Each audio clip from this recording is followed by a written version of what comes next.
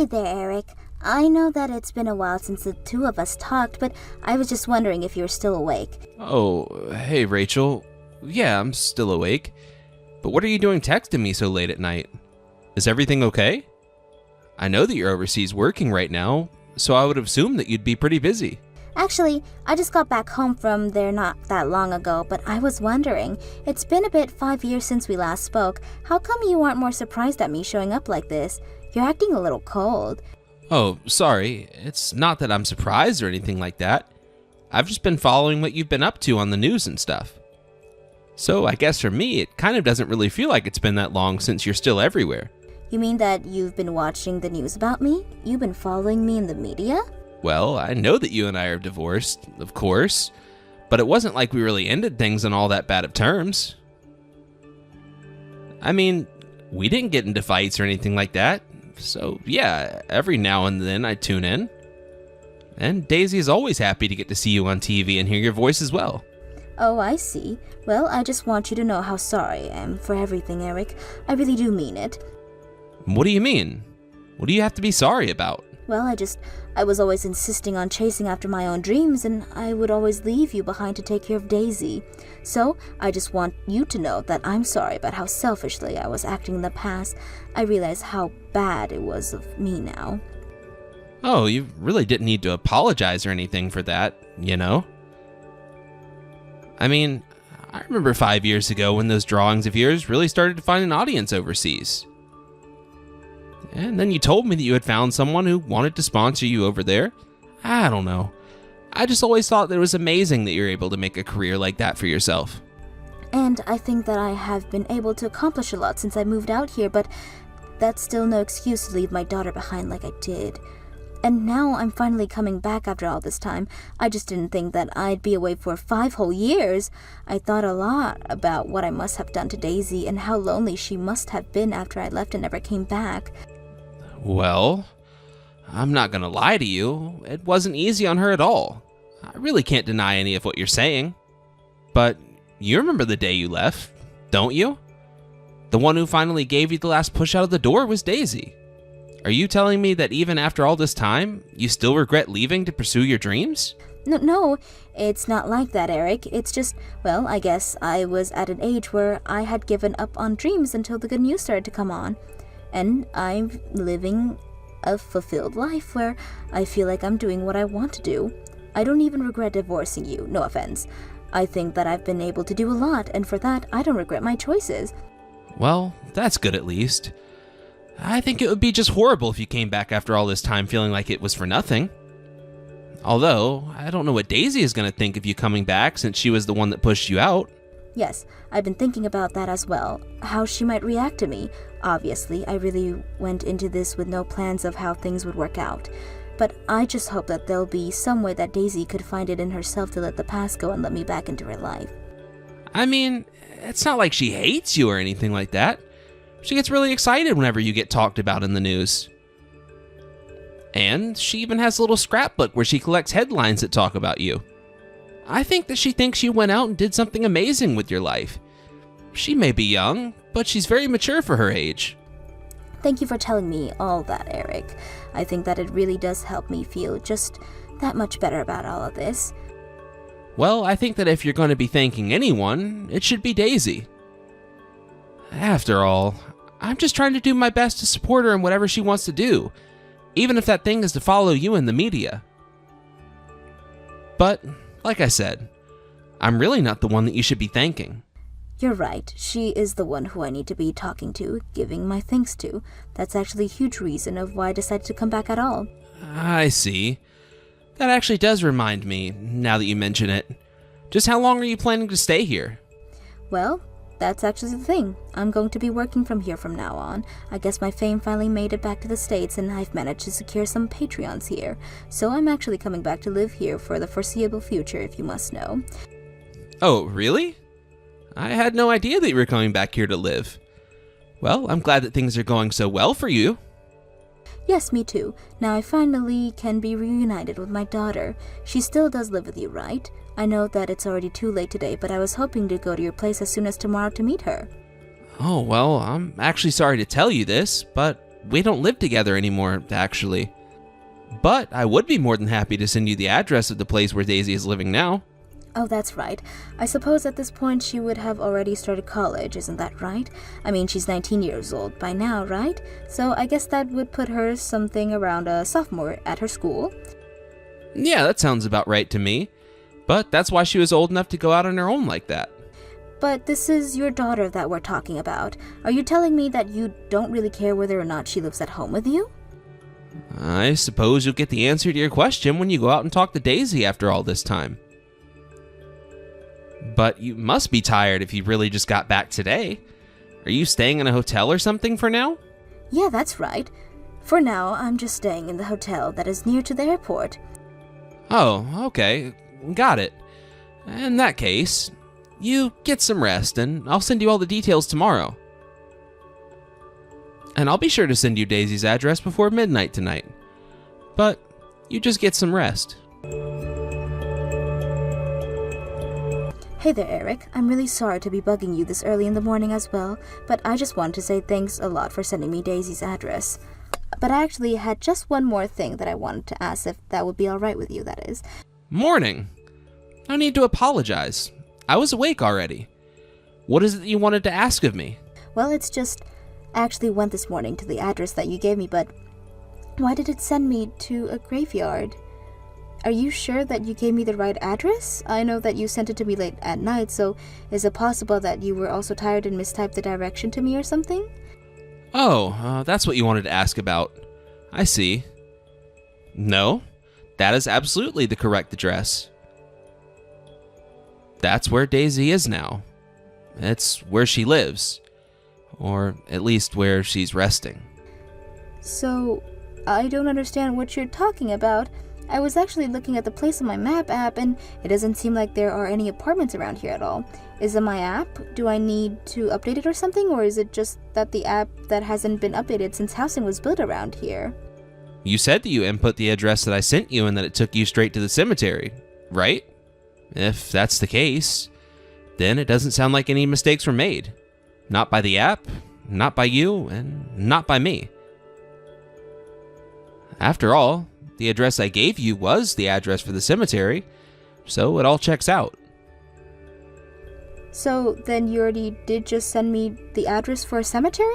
I don't know why you would do that when I was asking you to send me Daisy's address. If this was supposed to be some kind of joke, let me tell you right now that I don't think it's funny at all. I really wish that it were a joke and that this were all just untrue. But the fact of the matter is that Daisy actually passed away last year. So that's where she lives now. Okay. You seriously need to knock this off. I mean, of all the disrespect stunts to pull, what is the matter with you? Do you really not want me seeing Daisy that badly? So badly that you would pretend as if she was dead just to try and dissuade me? You know that I know that this is nothing but a lie, right? I know how you feel. I was in denial about it all at first, but it really is the truth. I am telling you that our daughter passed away last year. No, this isn't what happened at all. You're doing all this just because you don't want to let me see her. I just wish that you could have been honest with me in the first place. I really don't appreciate you trying to string me along for these cruel little pranks of yours. You realize that I'm really pissed off at you right now, right? Look, if you really don't believe what I'm trying to tell you, then why don't you just come over to the house? You can see the little shrine I've made for her. I even had part of her cremated, and it's there too. Or if you really don't believe at all what I'm saying, then how about you go and try asking your parents? Or even my parents. They'll all tell you the same thing. So then, you're really telling me that our daughter, our beautiful 19-year-old, is dead? How did this happen? She got sick, Rachel. The signs started showing up not that long after you left to start your new life. And until last year, she was finally in remission. But then, before the doctors could even react, it just got so bad she succumbed to the illness. No, that can't be true. This has to be a lie. Please tell me that you're lying to me. I had no idea Daisy was sick at all. Why is this the first time I'm hearing about this? And what about her funeral? Why wasn't I even told that that was happening? Why wasn't I invited for the matter? Well, that's because Daisy requested that it be that way. She said that she didn't want anything said to you. She was saying that even up to her deathbed, so we knew that it was really how she wanted things to go. And so me and my parents and your parents all agreed to respect those wishes, and we didn't say a thing. Did Daisy really say that? I don't understand. Why wouldn't she want me at her own funeral? Does she not even think of me as her mother? No, it wasn't anything like that at all. Daisy actually always really looked up to you, Rachel.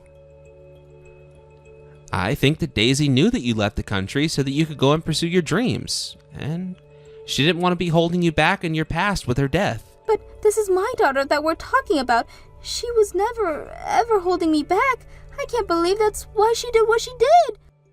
But if you knew that your daughter was terminally ill, would you still be able to make your art? Would you have been able to accomplish all that you did while you've been away all this time? I don't really think that you could, and I guess neither did Daisy. I mean, you redirected your career just to move back here for her, right? But of course I did. I mean, it was only thanks to Daisy giving me that push that I had the resolve that I did to go and do what I did with my life. But I didn't want it to mean that I was turning my back on the two of you completely. I didn't want her to think that I didn't need her. Again, I don't think she felt that way.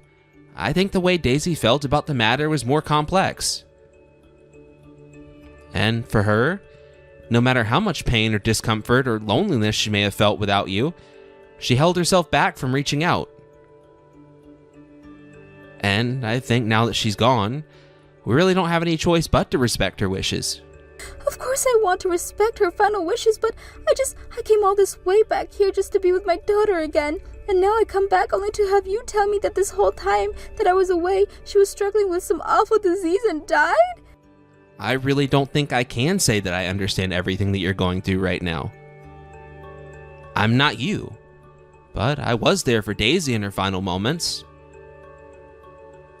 I don't think anyone can ever know if she made the right decision, or even if that decision was right for her, but for others. Well, so what? What's the point of all of that? What are you trying to say, huh? I just mean that I understand the urge to try and lash out and find other people to blame for this. But I just don't want you to hold anything against Daisy. If you want anyone to blame our parents and I. What do you mean? Why in the world would I blame you for any of this? What do you have to do with all of this? Well, we were the ones who decided to respect Daisy's wishes and not say anything to you about what was going on. So I just want you to know that Daisy shouldn't be blamed for this, but we should. I know it's tough right now, so please just direct the anger and rage at us. But, I mean, I couldn't be mad at you at all either. After all, you were just not saying anything to me out of respect for Daisy. I don't think I could ever blame you for just doing all of that. No, we are the bad guys here for not saying a single word to you. But I just don't want your image of Daisy to be tainted by these questions or if she loved you or anything. Neither you nor her did anything that the other person should be blamed for. And I just hope that reflection on this makes you feel a bit better. I'm really sorry about all of this, Eric, but I think I just need some time to think about this right now. I don't even know what's happening, really. I mean, I came all the way back here just to... Well, I just don't know what I'm going to do. Of course. You should take all the time you need to think about what you want to do. And, when you're ready, I think that we should go and visit her grave together. After all, she'd been holding back from going to meet you for so long. I think it's time we give our daughter the closure she deserves. Yes, you're right. Let's do that. I need a little time is all. Hey, Rachel. Are you there? I was just curious if you were ready to go and see Daisy's grave today. I mean, you know that there's no need to go if you're not ready or anything like that. I know that you said you needed some time to think. So if I'm asking you about this too soon, please just let me know and I'll back off. Oh, thank you for checking in on me and asking about me, but I think that I'll be fine to go and do this. Are you really sure about this? You really want to go and visit her grave with me? Yes, I really do. I wish that I had come earlier to be able to see Daisy, but I need to see her now. Otherwise, I'll never be able to deal with these feelings. I understand what you mean. Okay, in that case, I'll swing by your place in the afternoon, okay? And I think your parents are wanting to come along too, if that's okay. Oh yes, please bring them too. I think it'd be really good to catch up with them since we haven't spoken since I got back. Also, I was wondering if you could maybe bring some old pictures of Daisy or something from the time since I left the house. I just never got to know her by doing all these years, and I would really like access to anything that you might have on her. Well, you were away for 5 years, so I might have some stuff, but I don't think it's going to be everything. I understand, but now I just regret so much not being there for those 5 years, especially now that I know how sick Daisy was. I have no idea what she was thinking in her final moments about me, about everything. Well, hold yourself together just a little longer. We have to get you to the cemetery first. But try and be strong. If not yourself, then for your daughter. Remember how much she looked up to you. Yes, of course, you're right, but I wonder if I made the right decision as a mother. Again, the decisions at the very end were all by your parents and I, so don't blame yourself. We talked about this, right? We were all just trying to respect Daisy's final wishes. But I think it's safe to say that Daisy always thought of you as her mom, and so you should too. You know, I don't know why I'm telling you this now, but I'm thinking of quitting art. I don't want to draw anymore. Wait, what? Are you serious? What makes you say that? I was actually thinking of telling you both this, but I really am thinking of quitting, but I know now that the reason I left in the first place was all for Daisy. If she hadn't been in my life, I could have never done my art, but now she's gone. I understand that you're going through a lot right now, and I know that it might be hard to continue with your art. But I don't think I can just let you give up so easily. But how can you say that when it's my fault that this happened to Daisy in the first place? I mean, I left and then she got sick. You can see why I'm so upset about this, right? You left us to chase your dreams, and Daisy always supported you for that. Do you want to just give up on those dreams now that Daisy is gone? Would it really be so bad if I did? Of course it would be bad. Daisy put herself through so much so that you could have the creative space that you needed. To turn your back on all of that now would be to turn your back on all that Daisy was doing for you. But, I mean, I couldn't even see her in the end, all my success, and I could do nothing for her. What is the point of going on like this? I know that you weren't here to see this, but I saw Daisy go through hell and back with her sickness.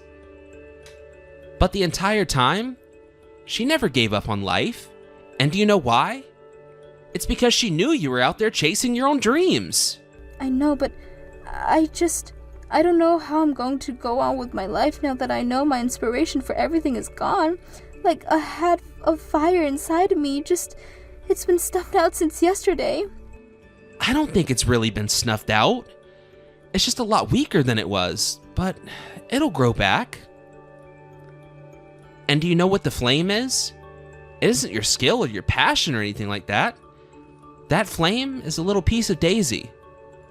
It's a little part of your daughter that you carried with you in your career, in your life, a whole ocean away from us. You're right about that flame. It was always only Daisy, but that's why I don't know what I'm going to do now that she's gone in my life. But she's not gone. She's still there. She's in our memories. She's in the empty seat at this table. She's in the shrines that we make, the belongings we choose to keep. Nothing about Daisy's death was easy for me, or your parents, or even my own parents. But we didn't just give up and walk away from all that we'd done with our lives. We knew that it wasn't what Daisy would have wanted from any of us, and it certainly isn't what she would want from you. But how can I ever get past the guilt of not being there for my daughter during her final moments? That's something that you're going to struggle with, but just know that you're not going through it alone. Now, I'm going to pick you up in a few hours, and we'll be doing this together. After that, I got in the car with Rachel's parents, and I went to go pick her up. On the way to the cemetery, we reminisced about all kinds of memories we all had of Daisy. Rachel insisted on hearing about Daisy as a high schooler, what club she was in, what subjects she excelled in, what she wanted to major in college. Though, when we arrived at her grave, Rachel could only collapse in a solemn silence. The rest of us stepped back to give her a moment alone with Daisy. We don't realize the finality of our decisions, the way that they can have ripple effects far beyond our control, until something happens that can't be fixed or undone. But afterwards, the only thing one can do is live in a way that respects those consequences and that is true to the ones that we love. These days, Rachel isn't doing much art, but when we met the other day, she told me she wanted to try her hand at writing, saying that when her book was done, it would be dedicated to Daisy. Thank you for watching. If you liked this video, please give it a thumbs up and don't forget to subscribe to see more content like this. Wait, what? My mom texted you and told you that she was going to be making us dinner tonight? Well, I guess it's because I'm back to visit my parents for a while, starting tomorrow. She said that she wanted to have a nice big meal with the three of us before I have to go away. So she asked me what I would like for her to make for us for dinner, and I told her. Oh, I see. Well, I'm sorry to say, but I won't be able to make it home for dinner tonight. Oh, no. Don't tell me that your job has you working overtime again this week. How many days is that now? I know, I really am sorry about all this. I wish that it was different. But I guess you and my mom are just going to have to enjoy each other's company without me. But Tom, you know that starting tomorrow, I'll be gone from the house for a whole 2 months, right? Of course I know all of that. But work is work, and I can't just tell them that my wife said I had to leave the office early tonight. Besides, you should know that the reason I've been working so hard is because you're pregnant and about to give birth. I'm doing all this for us. And I know that, and I really do appreciate all the work that you do, but it just feels like you've gotten way more busy ever since you found out I was pregnant, and I guess sometimes I wonder if it's really just work that's keeping you away. And just what would be keeping me out of the house for so long if it wasn't work? Huh? I don't know. I don't really want to think about that. I suppose I really just need to calm down and start thinking about this more rationally. But it's just that, well, even when I've been going on my appointments, it's been your mom who takes me most of the time. And it's been basically me and your mom doing all of the preparations needed for when I do actually have this baby. Okay then, I really don't get what you could be complaining about in this case. I mean, isn't that exactly why we're living with my mom in the first place? Don't you think she would be much more help for you getting through this pregnancy than a man like me would? I understand what you're saying, but you are the father of this baby, you know. And I guess it just makes me a little sad that you haven't been more proactive in getting ready for me to have it. Well, again, it's not like I don't want to be doing what I'm doing, but I have a job and responsibilities. Besides, you can't really say that I'm a dad yet when you haven't even had the baby. That's just not how it works with guys, you know? But I promise that once you come back home from your parents, I'll be there to help you raise the child. Are you sure about that? Because I keep telling you to come with me to those early parenting classes, but I've gone to several now, and I don't think you've been there for even one of them. I know that you're busy and all, but it just feels like you really haven't shown all that much interest in the baby at all. I am telling you that because I'm waiting for you to have the baby first. Not only that, but I've been really busy with work, and that's been taking up a lot of my bandwidth. But I don't think that I've ever told you that I don't care about this kid or that I'm not excited for you to be finally giving birth. Have I? No, you're right. You haven't said anything like that to me at all. But I just thought that we talked about trying to do something special tonight, and that you said you would get the time off, and now it just seems like you forgot all about that conversation and you won't be home until late.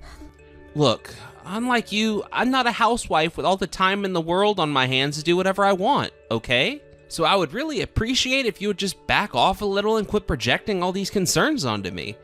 I mean, really, what has gotten into you? Is it the pregnancy hormones or something? Because if you keep this up, then I think I might really start to get really upset with you. Got it? Please don't be like that, Tom. I'm not trying to upset you or anything like that. I only want to talk to you about this before the baby comes. Well, I think that you just need to settle down and realize that all of this is just in your head. So why don't you forget all about this and just worry about having the baby? That's what it is. That's what it is that I'm trying to do right now, and I really want you to understand that, but even so, I just wish that you could show a little more concern or interest is all. Well, I can't help that you think about the way that I think. But I want you to know that while you're away, I was planning on seriously studying up on how to be a dad for my mom. Really? You mean that you were really going to try doing that while I was away with my parents? Yes, of course. I promise that was always my plan for when you were gone, and it is going to happen. Well, okay then. I'm going to trust what you just said to me. I think I'm already starting to feel a little better. Oh, by the way, I wanted to let you know that a friend of yours came by earlier to drop off some snacks. A friend of mine? And do you remember just what this person's name was, or what they looked like? Well, they said that they were a partner with your company, somebody named, Francine, but I guess that her office isn't so far from where we lived, and she dropped off some really nice peaches. I guess she must have heard through the grapevine or something that I was pregnant. Oh, right. Francine. I think that I know what it is that you're talking about. Yeah, she's a really nice lady. So you make sure to thank her for thinking of me because I'm pregnant, okay? Although, of course, I don't think that Francine knew that I have an allergy to peaches, but still, send her my thanks. Yes, that's right. If only she brought you something that you could actually enjoy a little bit of. It would have been nice, but of course I'm not blaming her for not knowing anything about what I am and am not allergic to. And of course I thanked her myself when she came by to drop them off, but I want you to reach out to her as well since she's your friend. Yeah, of course. I'll be sure to do that.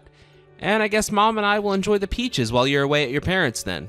Yes, do please eat them because they looked really good and I felt so bad that I couldn't indulge in them. Anyways, good luck at work and with everything else, and if you find out that you can leave a little bit early, just let me know. Hey Tom, are you there? I was just curious about when it was again that you were going to come and visit me at my parents'. Yeah, I don't really know when I'm gonna be able to do that. I'm just really busy with work right now. I know, but it's just that, well, I've already given birth and you haven't come to see me and our daughter even once. Well, it isn't like I don't want to go. I'm just really busy with work is all. You understand that, don't you? Of course I understand that you're really busy with many things, but my parents can only live 2 hours away by my car. I mean, surely it wouldn't be too much for you to just drive up to their place on the weekend or something, right? I mean, even your mom has taken the time to come up here and visit me, but not you. Well, that's because I have work that I need to do on my days off. You have no idea just how truly busy I am every single day now. Well, I'm sorry to hear that, but you told me that you were going to start working less once I had the kid, don't you remember? Of course I remember saying that. But it's not like that was ever a promise that I really had any control over. And if I don't work, then how are we going to get money to take care of our kid? Are you going to find a job? Is the baby going to earn us any money? I don't think so.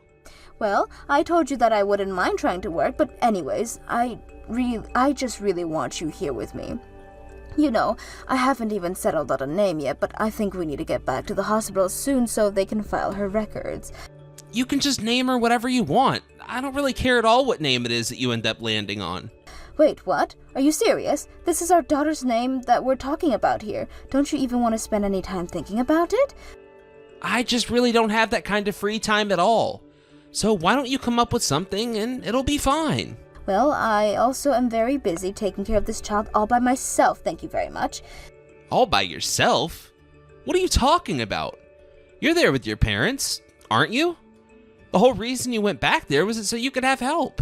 And they do help me, but even their help has its limits, and at the end of the day, there's lots that I have to do as a mother. So while I'm grateful for all that my parents have and are doing, I'm also having to do plenty all while recovering from childbirth. Okay then, it sounds to me like you need to talk to your mom and get her to help you out more then. And that way, you can have all the time in the world to think of a good name. Okay, fine. If this is the way that you want to do things, then I guess that I'll choose a name myself. Great. Please do that. I promise I won't have anything to say about the name either. Whatever you choose is really going to be fine. Okay? Oh, and by the way, I'm thinking of coming back home in about 2 weeks. But now I'm wondering if that's even a good idea to do. I mean, have you set up the baby's curb yet? No. Although I actually asked my mom to do that. So I guess I'll have to remind her to get on it soon. How about you stop trying to make your mom do all the work and you do something to help out as well? Okay. I promise that I'll figure it out when I get back home today. Okay? Is that better? You know, I was actually talking about this a bit with your mom when she came to visit me here at my parents' house, but she tells me that ever since I went away, you haven't even come back home at night most nights. And this is the first time that I've ever really heard of you acting that way. And so I'm thinking, even if you're having to work a lot of overtime at your jobs, that still seems just like too much time away from home just to be normal. You're right, but times aren't normal right now. We have a really high-profile project that my company is working on right now, and I've been selected to lead a team working on that. And that's why we're so busy all of the time. Obviously, I would love to be able to spend more time at home with my family, but you just don't understand how hard it is to be working a job like this.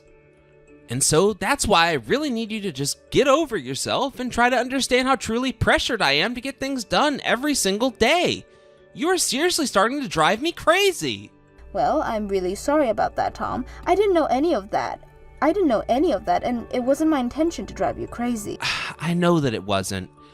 But I just want you to know that I'll have everything ready for you here by the time you decide you want to come back. Okay? I know that I'm really busy right now, but it won't last forever, and I just really need you to give me a little patience. Okay? And you really promise that you're going to have everything ready by the time that I get back here? You promise you'll try and work less? Yes. I promise that if things go well with this project, I will try and cut back how long I am at the office. But I just need you to bear with me a little longer, okay? I promise that I will do everything I can to make it so that I can come home early and be with you. Okay. Maybe I was being too harsh on you just now.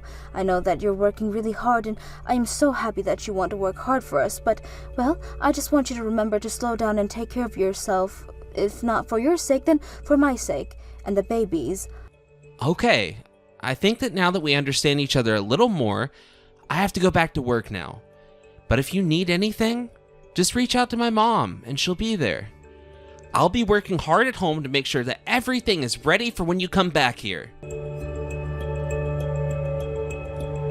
So sorry, Barb. I think we're going to be running just a little late. My dad was going to drive me back, but he got held up at work, and so we'll be just a while. But anyways, I should be headed back to the house soon. I can't wait to see you all. No, don't come back. Whatever you do, do not come back to this house. Go to the police instead. Barb, is everything okay? Did something at home happen? Why should I have to go to the police right now? Barb? Hello? Can you please get back to me? Is everything okay? I mean it, Linda. You have to go to the police. This is serious. Go to the police right away. Barbara, could you please just talk to me? Just explain to me a little more about what's going on. I don't understand what any of this is about at all. And whatever you do, do not come back home at all. Do you understand me? I am serious about that. What in the world is going on? I don't understand what you're talking about in the slightest. Please, can't you just explain what's happening? I ran away to the second floor. I had to escape them. I'm still confused. Is someone chasing you right now? Is someone in the house? Who is it that you had to run away from? Well, just a little while ago, that Francis woman just stormed into the house, and I guess that Tom came out to try and calm her down. Wait a second. Francine as in the person who works with my husband, Francine. That's right. She burst into the house with a knife and was swinging it around. She was making all kinds of horrible noises and demanding that Tom bring out the baby. So please, don't come back home, whatever you do. You have to go to the police right now. I mean it. Whatever you do, do not come here, okay? Okay, I understand what's going on. I think I'll go to the police and try to go to the house with help. But please take care of yourself and try to escape if you can. And if you can't do that, then find a place to hide. Linda, are you there? I'm so sorry, but please, I want you to know that this is all over, and I would really like it if you could just come home. Are you kidding me? Why in the world would I want to go home with you? You cheated on me. Why in the world do you think that I would ever in a million years want to spend another day under the same roof as you? Look, I know I screwed up, and I know all this is my fault, but I really want you to forgive me for all of this. I never wanted things to go the way that they did. I really can't believe you. You were literally cheating on me while I was pregnant. Not only that, but I know now that you didn't just hurt me, but you hurt this Francine woman too. Of course, it's not like I feel bad at all for the role that she had in all of this too. I know, it's just... Look, I told myself that once you had the kid, I would break things off with her. But then, after I tried to do that, well, that's when she burst into the house swinging the knife around. I have already heard from the cops all about why that is Francine broke into our house, and I know this is all your fault. I promise that I never really thought that she would get so upset about this. I mean, at first things were so casual between the two of us. But I guess she got more and more into me as time went on, and, well...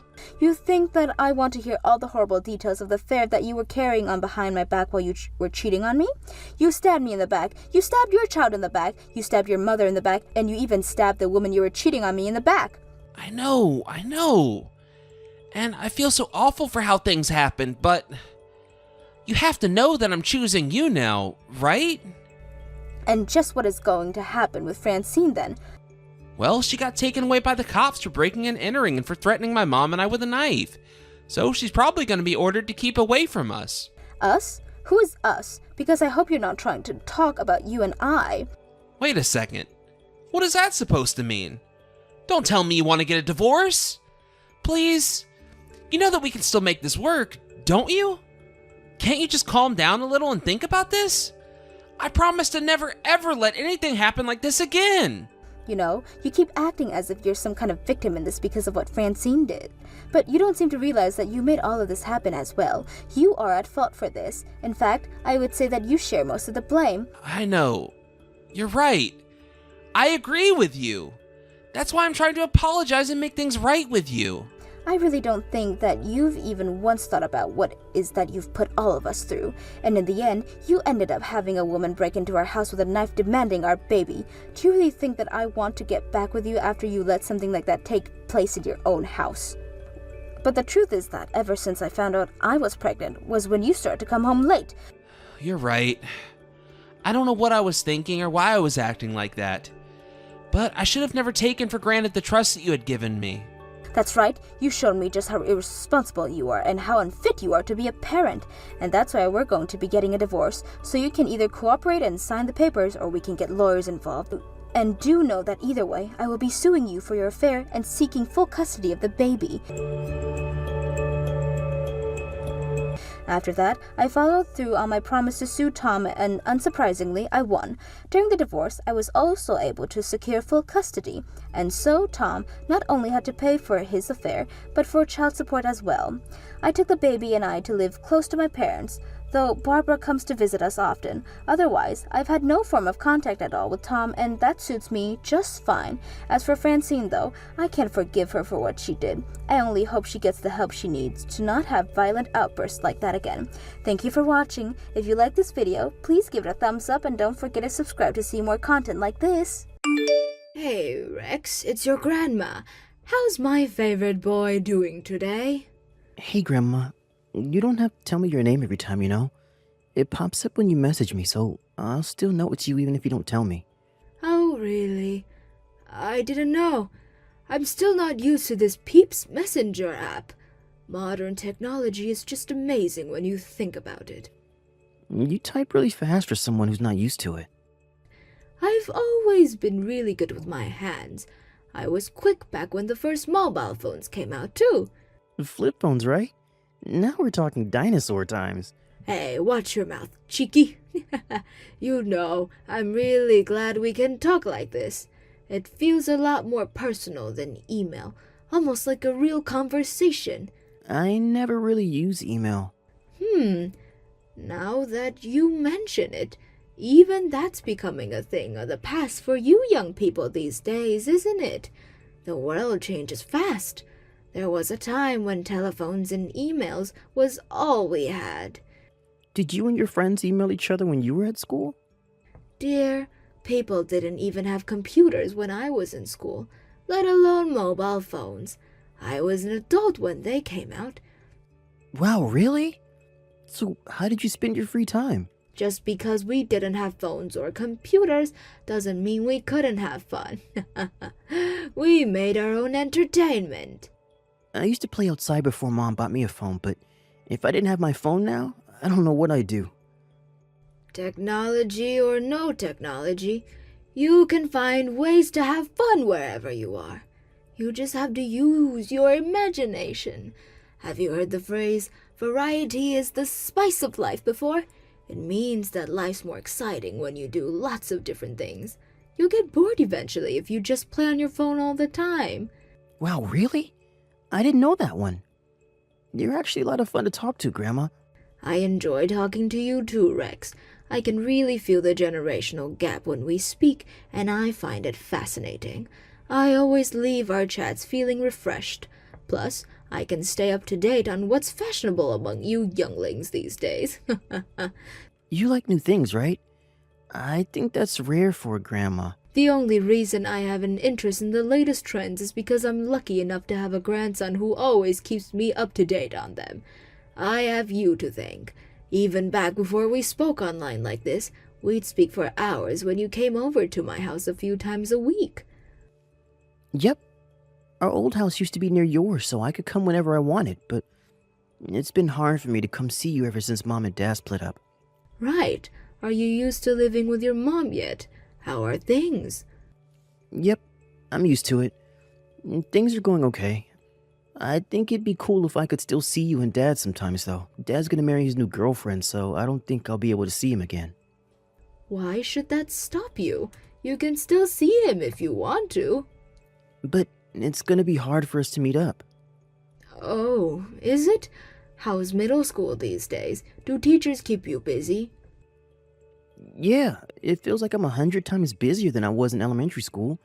I have to study at home a lot now, and then there's homework on top of it.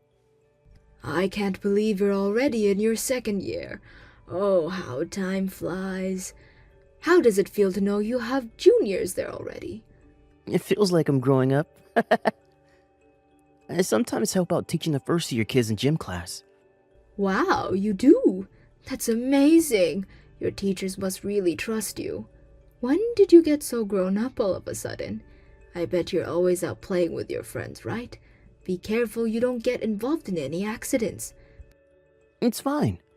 I don't really go out to play that often anyway. But middle school is when everyone starts to go out to play together, right? Don't you go out for food with your friends? Or out to play baseball? You know, things like that. Not really. No, you don't? Why is that? I'm too busy with my after-school clubs and homework. I don't have time to go out to play. But all work and no play makes a Jack a dull boy. It's important to have fun sometimes. If you can't play when you're young, when can you? You're only young once, you know. I can enjoy my youth at school. But playing outside with your friends is a different kind of fun. Not only that, but the amazing memories you create with your friends now will stay with you forever. I want you to make so many exciting memories that you always have something fun and interesting to look back on when you grow up. I'll think about it. Do that. Are you worried about me, Grandma? Do you feel anxious because I'm not close by anymore? I'm always worried about you, Rex. You're my precious grandson. I can't help it. Look after yourself, sweetie. I will. You look after yourself too, Grandma.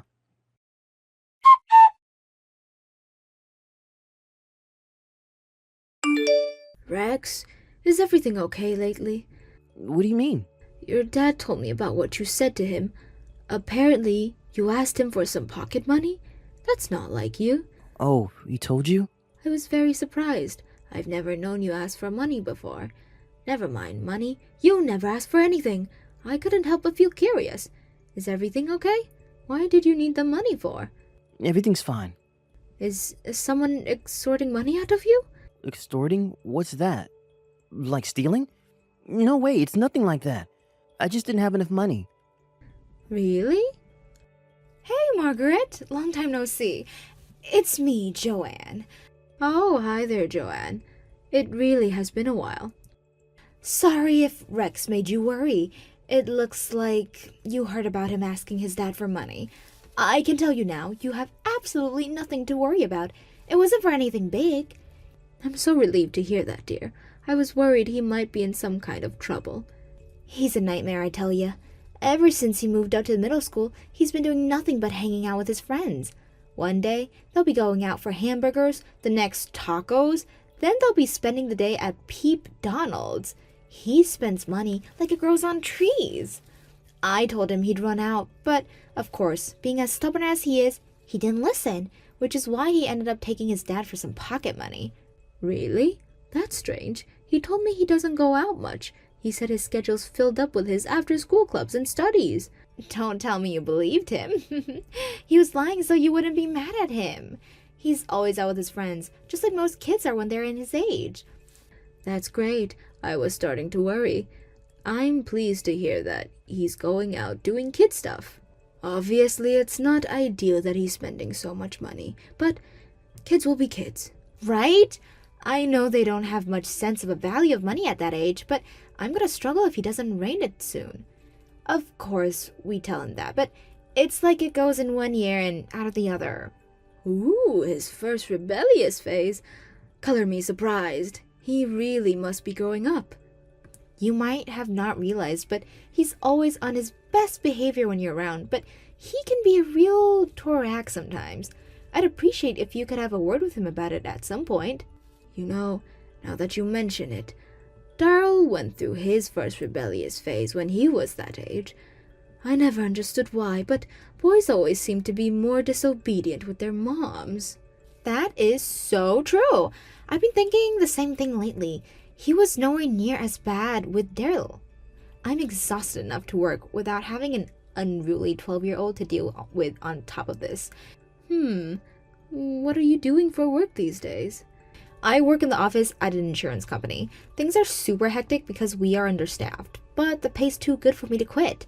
I'm always in desperate need of cash with Rex to look after, so I've been putting in some serious hours lately. I trust my son doing his part to help you out with the finances. If you're ever struggling and feel like things are getting too much, I want you to know I'll always be here to help out. Yeah, Daryl's helping. He pays me child support, remember? Thanks, Margaret. That means a lot. If things get any tighter, I'll reach out. You're the best mother-in-law in the world. I don't want to over-rely on you, though, so I really will only say anything if I'm desperate. Of course. I'm rooting for you, Joanne. If anyone can do this, it's you.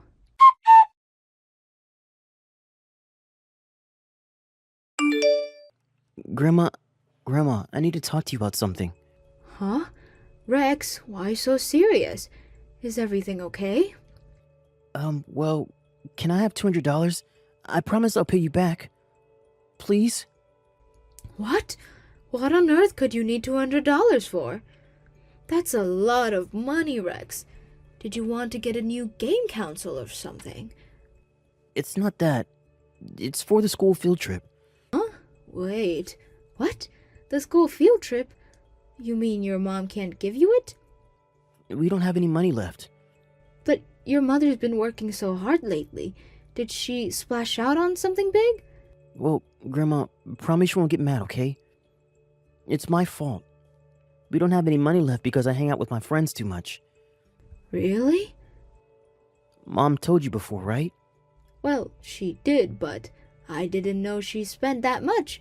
You mean you've been spending so much money that you can't even afford to go on your field trips anymore? Yep. That just can't be. It can, and it is. It's true, Grandma. You're the only person I have to rely on. I didn't know what else to do. But you're not that kind of boy. You don't know me anymore. I'm different now. I changed a lot since I moved up to middle school. I believe in you, Rex, and I refuse to believe you're capable of being so irresponsible. You are not that kind of boy. I knew it. I had a feeling something suspicious was going on. This just confirms it.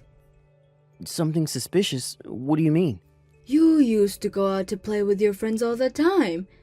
And after schools on the weekends back before your mom and dad divorced.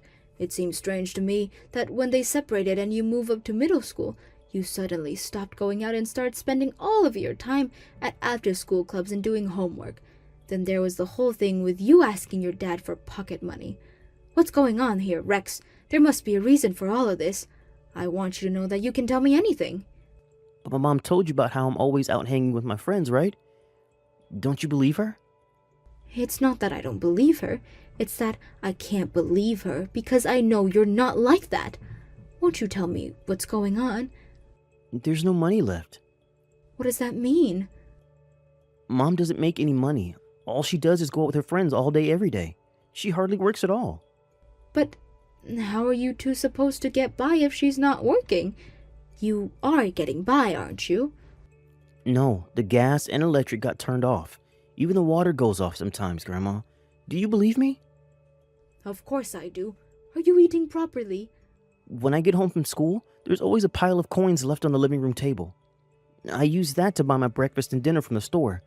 As for lunch, I eat that in the school cafeteria. A pile of coins? How much? Usually about $5. You eat breakfast and dinner on $5 a day? There's no way such a paltry amount can be enough to satisfy the heart appetite of a growing child. I don't think Mom knows I need more food since I went up to middle school. She seems to think I'll be okay with elementary school-sized portions. She doesn't care about me. But how can this be happening? Your mom should be getting child support payments from your dad every month. She should have more than enough to feed you properly. Do you know whether she's getting the money? Really? My dad sends Mom money? I had no idea. She probably spends it all on alcohol. Our house is full of empty wine bottles and beer cans. Oh my God, Rex. You must be perpetually hungry. Things have been tough lately. I'm always tired because I have to do my debt collector job. Your debt collector job? What the devil does that mean? Mom said I have to find people who will lend us money. She said people are more likely to give it to me because I'm a little kid and they'll feel sorry for me. What in God's name? Wait, is that why you asked your dad for pocket money? Yeah, Mom told me to. But the trouble is, as soon as I do get any money, Mom spends it right away. So no matter how hard I work, we're always poor. That's why I can't afford to go on the field trip, and I really, really want to go, so I asked you. You mean your mom won't pay? She told me to forget about it. She said if I'm so desperate to go, I need to come up with the money myself somehow. She said there's no such thing as a free lunch. Wow. I finally understand why you don't go out with your friends that much. You can't afford to, can you? You poor thing. You did the right thing in telling me about all of this. I think you're very brave and I'm proud of you. I couldn't tell my dad. Mom says he's getting remarried soon. If I told him, it'd cause him nothing but trouble. Whether he's getting remarried or not, he's your dad and you should talk to him. You can't carry on living with your mom if things are this dire. But my dad has a new girlfriend now. I don't want to get in their way. Get in their way? Don't be silly, Rex. You're his son. You can never be in his way. Listen to me. If you go and live with your dad, I can help you. If that's not possible, you can come and live with me. I'm scared. I think Mom's gonna be mad with me for telling you all this, but I don't care. Because I really, really want to go on this field trip. Plus, I want to go for hamburgers with my friends after school sometimes too. I want to play and hang out like everyone else, but I always have to drop out whenever they do anything that costs money. I feel so left out. I just want to do normal kid stuff. Oh my God, you poor, poor thing. Everything's going to be okay now, sweetie. Leave it with me. We're going to have you out playing with your friends before you know it.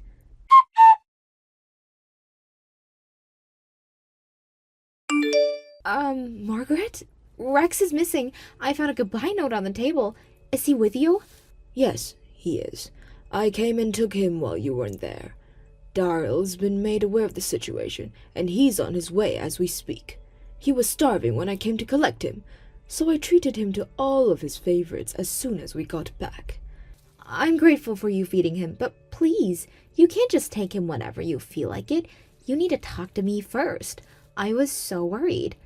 I wouldn't have to if you fed him properly. He told me everything. I know all about how you spend most of your time out drinking with your girlfriends. You hardly work at all, do you? What? That's not true at all. Did Rex tell you that? Yes, he did. I believed him when he told me, but I knew for sure he was telling the truth when I came to collect him and saw the diabolical state of your house. Mountains of trash everywhere, random piles of leftovers, files, maggots, empty wine bottles and beer cans strewn over the floor. I've seen cleaner pigsties. Not only that, but your postbox was full of debt collections, letters and notices of unpaid utility and tax bills. Oh, and it would appear your bank account's totally empty. My bank account? How did you see my bank account? I picked a letter at random and read all about how your balance is zero, and you owe hundreds of dollars in overdraft. You've been living the high life on Darlin's child support payments, haven't you? That money was supposed to be for Rex. What the hell would you had me do? I'm a single mother. Do you have any idea how hard it is to raise a boy on your own? Get off your high horse. So what if I let my hair down with my girlfriends every now and then? What's the problem? You act like I'm some kind of criminal. Go on. How are you going to justify sending Rex out to collect money to fund your diabolical lifestyle? This should be good. You've got some nerve, woman. You told me you didn't want to overly rely on me. And yet, there you were sponging off my son the whole time like some shameless parasite. Back off, Margaret. I work, so Rex has a duty to bring money in too. He's the man of the house, and he'll be doing it for real one day. So what's the harm in him learning how to support a household from a young age? Your 12-year-old son does not have a duty to support you financially while you go out getting wasted. If you're not capable of looking after him on your own, you have no right to be a mother. Darylyn will be taking full custody. Over my dead body. Besides, he's getting remarried to his new girlfriend soon. Like hell am I gonna let some smelly bimbo play mommy to my Rex? He's not having him. He said himself he'll be taking him in. He said he's willing to take you to court if that's what it takes. Do you really think you have a hope in hell's chance of winning if this goes before a judge after what you did? It could be more obvious that you're financially incapable of bringing up a child. Does my son get to say in this? Did Rex say at any point that he wants to live with his dad? Did he? Well, because if he did, he sure as hell didn't tell me. Of course he wants to live with his dad. Are you insane? There isn't a kid on the planet who wants to carry on living the life you're subjecting him to. The only reason he didn't tell you is because he's afraid you'll get mad at him. He's shy and sensitive at the best of times. There was no way he was ever going to tell you something that would clearly make you blow your top. He's been keeping everything bottled up the whole time. Bull! I bet you and Daryl put him up to saying it. Have you been brainwashing my son behind my back? I knew letting him have a phone was a mistake. You're wrong, Mom. Grandma is telling the truth. I don't want to live with you anymore. Huh?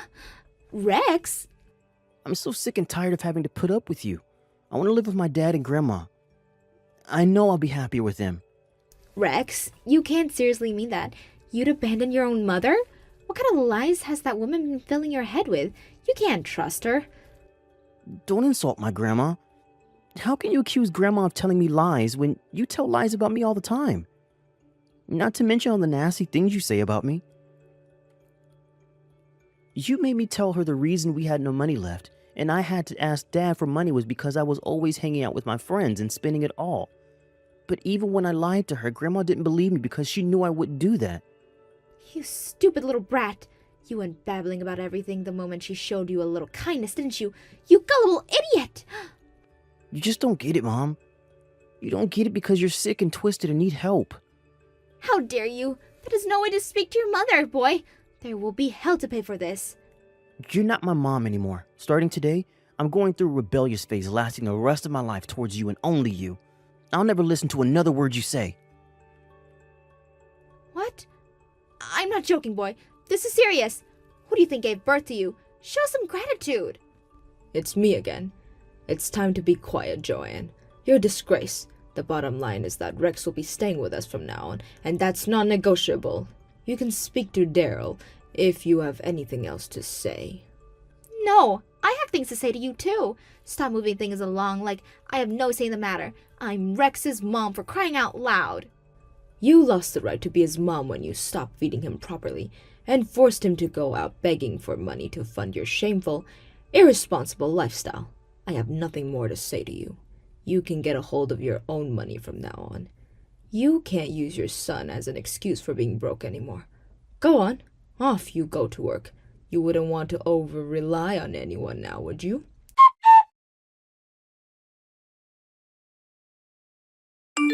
Apparently, Joanne did really try to get a hold of some money by herself without relying on Rex after our last conversation. However, after being turned down by all of her friends, whose gut feelings probably told them they'd never see any money they lent her again, she had no choice but to resound to a loan shark. Which is why now she's up to her ears in debt. As for Rex, my son Darylin gladly gave him the $200 he needed to pay for his field trip. He had a blast. Daryl's new wife was happy to have Rex move in with them, and now the three of them are living happily together a long, long way from his mother. Not long after the events of today's story, Rex transferred to a school not far from his dad's house. Luckily for him, his new school hasn't been on their annual field trip at the time he transferred, which meant he got to go on 2 in 1 year. Nice timing. He had no trouble fitting in and making friends, and he told me he enjoyed his second field trip even more than the first. He had a rough time of it, so I think an extra field trip was just what he needed. Daryl tells me Rex is always out with his friends after school and on the weekends. I couldn't be happier to see him finally getting to enjoy his childhood, like all kids should. Rex and his new stepmom get on amazingly well. Me and him are still in regular contact, and judging from the content of his messages, he seems happier than ever. My house isn't far from Daryl's, so me and my grandson see each other all the time now. It warms my old heart to see him happily playing on his phone. That said, I'm trying to keep his screen time to a minimum and teach him the joys of making his own fun using his imagination. I'm so happy I get to watch my grandson grow again. Thank you for watching. Don't forget to hit the like button and subscribe to the channel. Hello, Mary. The chocolate cake from the shop on 5th Street, the package for Mr. Johnson, and mustn't forget the massage. I'm counting on you to get it all done. You haven't forgotten now, have you? Right. You want me to pick up the usual chocolate cake down at the cake shop on 5th Street? And this Mr. Johnson, he's the acquaintance of yours, if I remember correctly, is that right? You're asking me to pick up a package from him, is that right? Are you dense? Of course that's what I mean. He's sending me a package, so make sure you pick it up. Right, and about the massage, I wasn't sure what you meant by that. Do you want me to make an appointment at a massage place or something? What I mean is, when you get home, I want you to massage my feet. Do I really have to explain every little thing to you, for Pete's sake? Yes, well, I'm sorry. I was just, I didn't want to misunderstand you. Just making sure I got it right, that's all. Yeah, well, I figured as much. I suppose I was too naive to think that a slow-witted daughter-in-law would understand my needs. I wish my real daughter would just hurry up and get back from overseas, and then I wouldn't have to ask you. It's just so tiresome to have to explain everything to you. Yes, it would be nice if she were here, huh? I heard that she's in China now, is that right? Yeah, that's right. She's a very competent girl, unlike some people I know. I mean, to be in a position to work overseas, in another country, a different language and culture, it's no easy task. She's just nothing compared to my son. Who would have thought his sister would be the more business-minded one? But you must admit, Harold is doing his best. He's actually doing quite well at his job. I'm sure he's trying, but just doing well isn't going to get him very far. He isn't going to achieve very much, I can tell you that. I know that you want to speak well of him. He's your husband, after all. But he's always been slow, just no style or finesse. Really? Why do you say that? I don't think so at all. You just haven't known him long enough. All his life, everything is so bland and boring, no progress at all. And to top it all off, look who he went and married, for God's sake. A plain Jane like you? Oh, figures. I'm really sorry if I wasn't able to live up to your expectations, Mother. Oh, no use worrying about it now. Maybe it's for the better. Two boring people, you're the perfect match. I'm really sorry I can't be more of a help to you. I wish I could do more. But I suppose there has to be someone around with nothing to do, huh? I mean, who would take care of all my errands if not for you and Harold, right? Now that I think about it, I guess it wasn't all that bad that I was able to give birth to him. Do you really have to belittle your son that way? I mean, he's your own flesh and blood. I thought you'd be a little more loving toward your own son. All I'm doing is stating the facts, and besides, it's not as if you guys aren't benefiting from all this yourselves. You get to live in our house. I bet it saves you quite a bit. I mean, live in a nice house, rent-free, how can you beat that? You guys sure are lucky that my daughter is currently working overseas. It's not if we're living with you so that we can save on rent. The reason why we moved in with you is mainly because you were ill and could only get around in a wheelchair. We moved in with you to help you out. Yeah, you say that like you're doing me a favor, but you guys seem to be putting a big chunk of your monthly salary in the bank. Well, that's because we'll need money in the coming years. We just want to be prepared is all. We were saving every month even when we lived apart. That hasn't changed. Well, then if you have all that money saved, why not make my life easier? Isn't it the responsibility of the younger generation to make life easier for older folks like me? Mother, have you forgotten about that Blu-ray TV series that we bought for you last month? You love that show, so we bought you all 5 seasons of it. Oh, you think that's enough? I could have just ordered that on the net by myself if I wanted to. Anyway, I can't get outside. It's a necessity for me. I need a break every now and again, and those videos relieve the stress. It's like therapy. And anyway, Mary, are you working all day at home? Yes, that's right. I do some translation work at home whenever I have time. So that means you must have more money to spend on me, right? You're using me as an excuse to live here, and on top of that, you're working while doing so.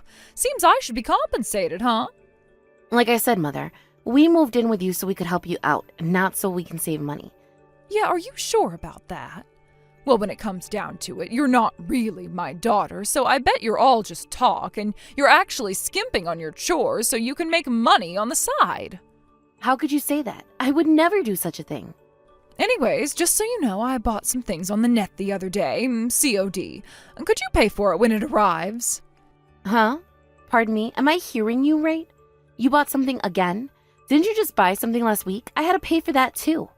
Please, would you stop with the nitpicking? When sitting at home all day like I do, you tend to want to do some shopping. What can I say? Shopping is about the only thing I can enjoy.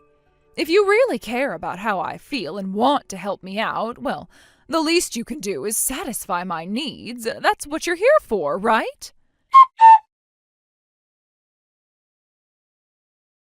Mary, are you seeing this message? Where the hell are you? I need you home right this minute.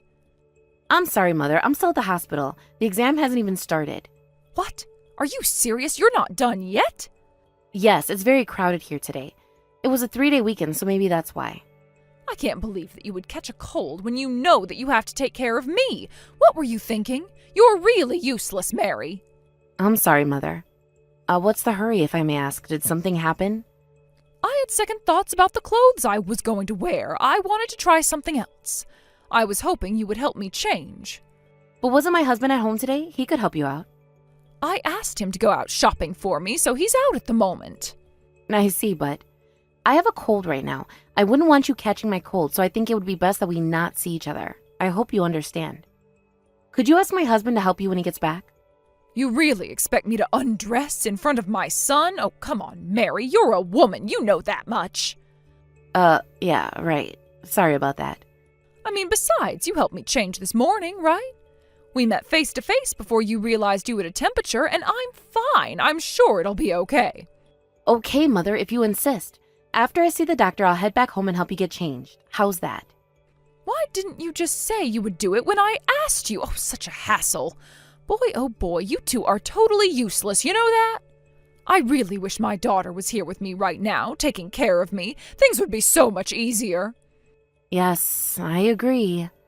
Knowing my daughter, she would take action before I even asked her. She's always been like that. I think she got that trait from me, you know. She's so quick-witted. Yes, I agree. She works really fast, too. Anything she does, it's done just like that. She also puts people's feelings into consideration, too. Yes, no denying that.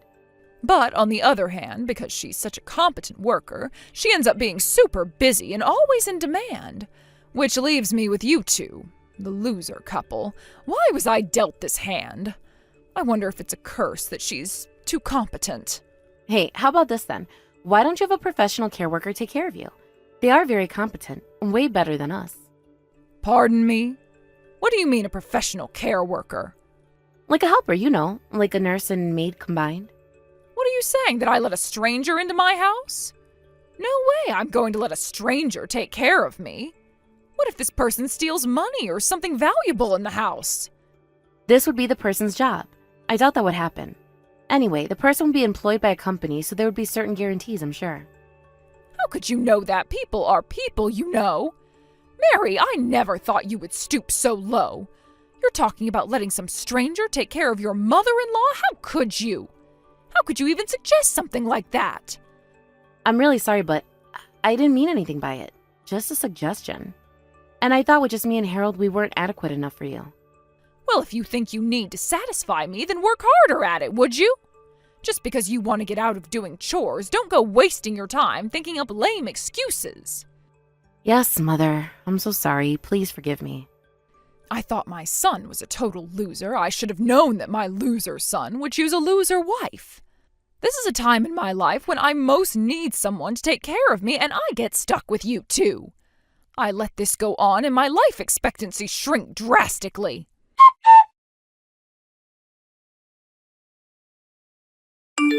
Hello, Mother. Are you there? I'm really sorry, but I'm here at City Hall. But the reception area is jammed packed, and I may be a little late getting home. I think it's going to take at least another 30 minutes or so. I hope that's okay. Oh, don't worry about it. I'll wait as long as it takes. Not a problem. Take your time. Are you sure? I mean, seriously? Okay, then I would be grateful. Actually, I just got some wonderful news. Wonderful news, huh? I wonder what that could be. My daughter's coming back home. I just received news from her. Oh, yeah, that's right. Harold was talking about that the other day. Pardon me, did you already know? Why didn't you tell me right away then? Yes, well, your daughter said that she wanted to surprise you, and so we didn't say anything. Oh, that silly girl. She wanted to surprise me, huh? Well, I'm certainly surprised and overjoyed. She's always been like this, mischievous. She's such a delight. So now that she's coming back, I want you guys out of the house ASAP. I'll give you guys 3 days. That should be more than enough. Excuse me? You want us out of the house in 3 days? You can't be serious. That's right. My daughter will be back in 3 days. I want you people out when she arrives. That's impossible. 3 days isn't just enough. At least wait for us to find a place first. Couldn't you at least do that for us? No, sorry, can't do that. Anyways, I wanted you guys out of the house for a while now, and now that time has come, and I want you out ASAP. I see. So there's no way you'll give us more time. That's right. From now on, my daughter will take good care of me. And so I have no need for you guys anymore. Just get your things all packed and out of here in 3 days. I'm not sure how to say this, but the person I'll be looking after you will be the person from the facility. Pardon me, what are you blabbering about? What are you talking about, facility? How can I put this? The person that will be looking after you will be someone from the nursing care facility. Nursing care facility? No one mentioned anything about nursing care. I heard that your daughter is coming back so that she can arrange for putting you into a nursing home. Have you lost your mind? She would never do that. She said she was coming home to live here at this house. Oh, really? Is that what she said? I know what you're trying to do, Mary. You're trying to make my daughter out to be the villain, aren't you? That's how you're trying to take over this place. That's it, isn't it? You people are unbelievable. To think that you were conniving with my son behind my back. I knew I could never trust you and Harold. I already decided that I would hand over the house to my daughter, not to you people. We had no intention of receiving that home. We intend to buy a house soon, so we really don't need that house. All I ask is that you sit down and talk to your daughter and listen to what she has to say. I'm just saying that because you tend to only hear what you want and shun all negative topics. So I tell you to get out of the house and now you start trash talking me? Think what you will. I probably won't be seeing or talking to you anymore, so. Harold and I have done all we could to be of help to you, but to no avail. But despite us trying so hard, you tell us to get out in 3 days? I really never expected that. I let you live here in this home for free. What more do you want? You do realize that we paid for all expenses. You're included while living here, right? We didn't exactly live there completely free of charge. Oh, please don't give me that crap. Paying for all expenses is part of living here, obviously. Oh, yeah? So it's obvious that we have to pay for all your online shopping too, huh? That's all part of living expenses? That's right. After all, I'm the landlord. Very well, Mother, if you insist. We will have our things packed and moved out in 3 days as you wish. Yes, well, just do it as soon as possible. After 3 days, I'll be done with you and my useless son. Good riddance.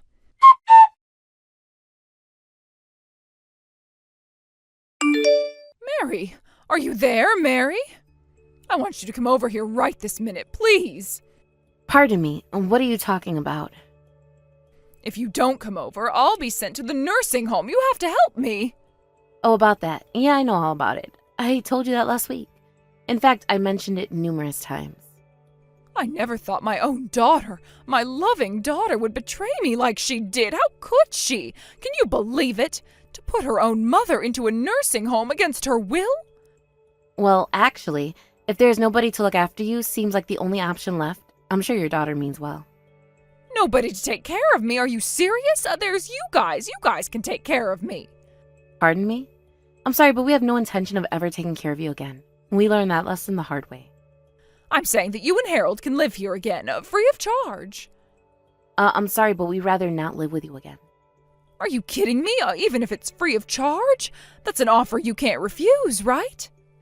Actually, we refuse. You know what, Mother? You say free of charge, but now that we're moved out, we actually saved quite a bit of money. No more useless expenses. You're talking to your husband's mother, for God's sake. I am your mother-in-law. I don't want to hear any more of your lame excuses. Just get back here ASAP. Sorry, that's not going to happen, Mother. Actually, Harold and I were thinking of cutting all family ties with you.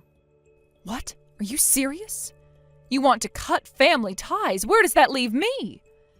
I don't know, and I don't care. You've always treated my husband, your son, as some lowlife and really trashed us at every turn. We felt sorry for you, and we felt we should at least take care of you in your old age, and the fact that you were in a wheelchair. You needed assistance, and we stepped in to help, but all we got in return was constant criticism. Never a kind word from you for all we did for you. It was a total waste of time for us and emotionally stressful, to say the least. Then why did you continue taking care of me? Well, that's because your daughter promised she would put you in a nursing home as soon as she got back from her overseas assignment, that's why. We figured we could hold out until then. Huh? You're not serious. My daughter said that? I know you were always praising your daughter any chance you got, but it seems that your daughter really hated that. It was apparently pretty embarrassing for her, as a matter of fact. That's not true. How could you say that? Really? Then why would she put you in a nursing home? Why doesn't she just live with you and take care of you then? What I hear is that you pressured her into going to the best school and entering the best company and so forth and so on, always demanding she be the best. She says she wasn't even able to enjoy her life with her best friends. She says it was a tough time for her growing up under your watchful eye. So it seems she had no intention of taking care of you from the very beginning. She intended to have you put in a nursing home right from the get-go. But I spent that money on her education, everything. That was all for your own satisfaction. It was for her or for anybody else. It was for you. Anyway, what I'm trying to tell you is that my husband and I don't want anything to do with you anymore. We've been patient all this time, never getting angry and letting you have your way only because we knew this day was coming and that we just had to hang in a little longer. When that day has arrived, not more. I bet you're super shocked that the daughter you held in such high esteem would send you away to a nursing home. Mary, oh, so that's how you felt. Okay then, all right. I'll pass the house on to Harold. He can inherit the house. How's that? Then would you guys come back and live with me, take care of me so that I won't be... Won't be sent away. Like I said, Mother, we are set to buy our own home, so we don't need yours. But then that would mean I would have to live in that nursing home. I can't do that. I won't. I don't want to live the rest of my life surrounded by decrepit old people. And besides, I'm fine. I'm not senile. I can think straight. Please don't put me in there.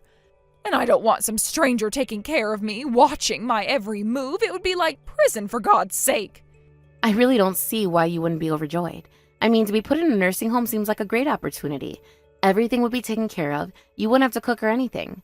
Or would rather just live in that house all alone. I think that would be way more difficult to be at home alone. If you guys would just live with me again, there wouldn't be a problem.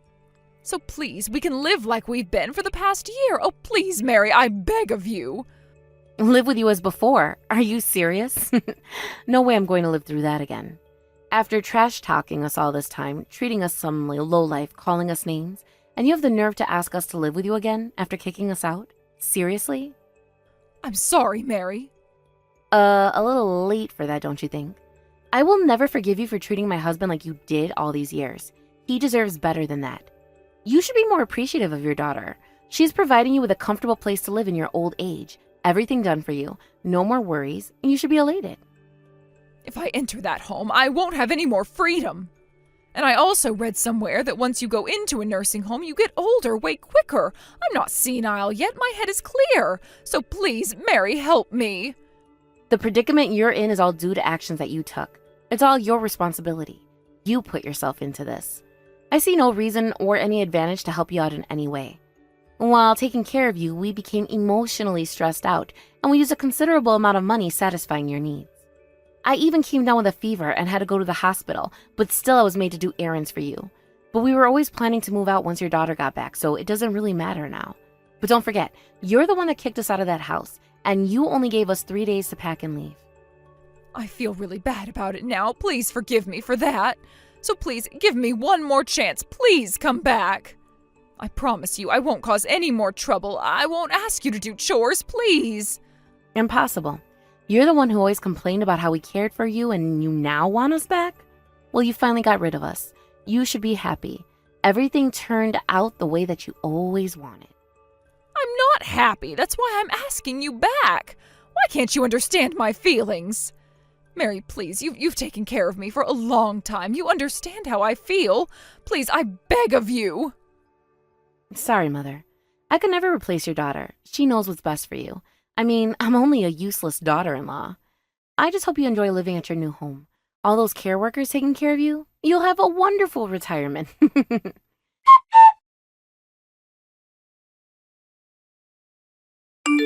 Several days later, my mother-in-law was taken to a nursing home by her daughter. Apparently, she didn't have much savings left and was put into an inexpensive nursing home out in the suburbs. I heard the place was a little run down and not too sanitary. As for Mother, she was still adamant about going home and refused to enter the home, but despite her pleading, she was left at the home in the care of the facility care workers. Since then, we haven't had much contact with her. If any contact was forthcoming, it was all through the facility administration. There were several messages from administration saying she wanted to meet with her daughter, but all such requests were ignored. As for the house, she had already passed the deed over to her daughter. She subsequently sold it and gave us half of what it sold for as part of our inheritance. The other half went to supporting payment for the nursing home. My husband and his sister said they planned to live their lives as they saw fit without their mother looking over their shoulders at every turn. They said that they were so relieved to finally be free of their mother's obsessive scrutiny. As for Harold and I, we used that money from the inheritance and the money that we had saved and built our dream home. Despite how my mother-in-law described my husband, Harold is a loving and caring husband, and what's more, I love him. And I plan on spending the rest of my days with him. Thank you for watching. Don't forget to hit the like button and subscribe to the channel. Hey, Harper. I'm really sorry to bother you at this time of night. I was just wondering if you've already finished work for today. I, have a favor to ask, and I could really use some help. Hey, Paul. Yeah, I finished work ages ago. What's going on? Why are you suddenly asking me this? It's pretty rare that you're asking me for a favor, right? It must be pretty serious if you're asking. Oh, no, that's not it at all. It's just that I think it might cause you a bit of strife. I tried to figure out the situation myself, but I might need some assistance. I'm so confused. What are you talking about? What is this favor you want me to do? I'll listen to what you need to explain as much as possible. I think you should just come out and say it. Okay, then. Tomorrow's Saturday, right? I'm starting to lose track of the days, to be honest. If it's Saturday tomorrow, you'll have the day off work, won't you? Yes, it's the weekend, so I've got a break from work. Have you got any plans during your time off? You're not going to be away from your place all weekend. No, I don't think I've made any particular plans to do anything. Why are you asking me so many questions about my availability? I'm confused. Well, since you're free tomorrow, could you please take care of my daughter? She's got a bit of a fever, though. My wife and I were wanting to go on our date tomorrow, and we need someone to take care of our daughter while we're out. You want me to take care of Katie? She's still in preschool, isn't she? If she's got a fever, isn't it best if you cared for her since you know what she's like when she's sick? It would be a shame if I didn't know how to take care of her and her condition got worse. Yeah, I understand what you're talking about. It's just that we'd originally planned to go out on a date tomorrow since we haven't in such a long time. We've already made the reservations and we'd lose a lot of money if we were to cancel them now. I'm sure Katie will be fine with you. You're her aunt after all. We'd have to pay a cancellation fee if we chose not to go on this date. I don't want to lose any more money because of my daughter getting sick. What were your original plans for Katie before she started to feel ill? Was she going on the date with you? Oh no, we were going to ask her preschool if they could take her because sometimes they're open on the weekends because parents do a lot of overtime on Saturdays. They can look after the child for you if you tell them in advance so they can be added to the roster. Since Katie has a fever, they said they can't take her in case what she has spreads to the other children. Unfortunately, we can't drop her off there, so that's why I'm asking you for help. I guess you can't do that. That's such a shame that she got sick, though. Is there really nothing else you can do? Have you asked your wife if she could take Katie for the day? Well, I would prefer it if you looked after Katie since you're my sister and all that. You live a little further away, but I know you'd make the effort, right?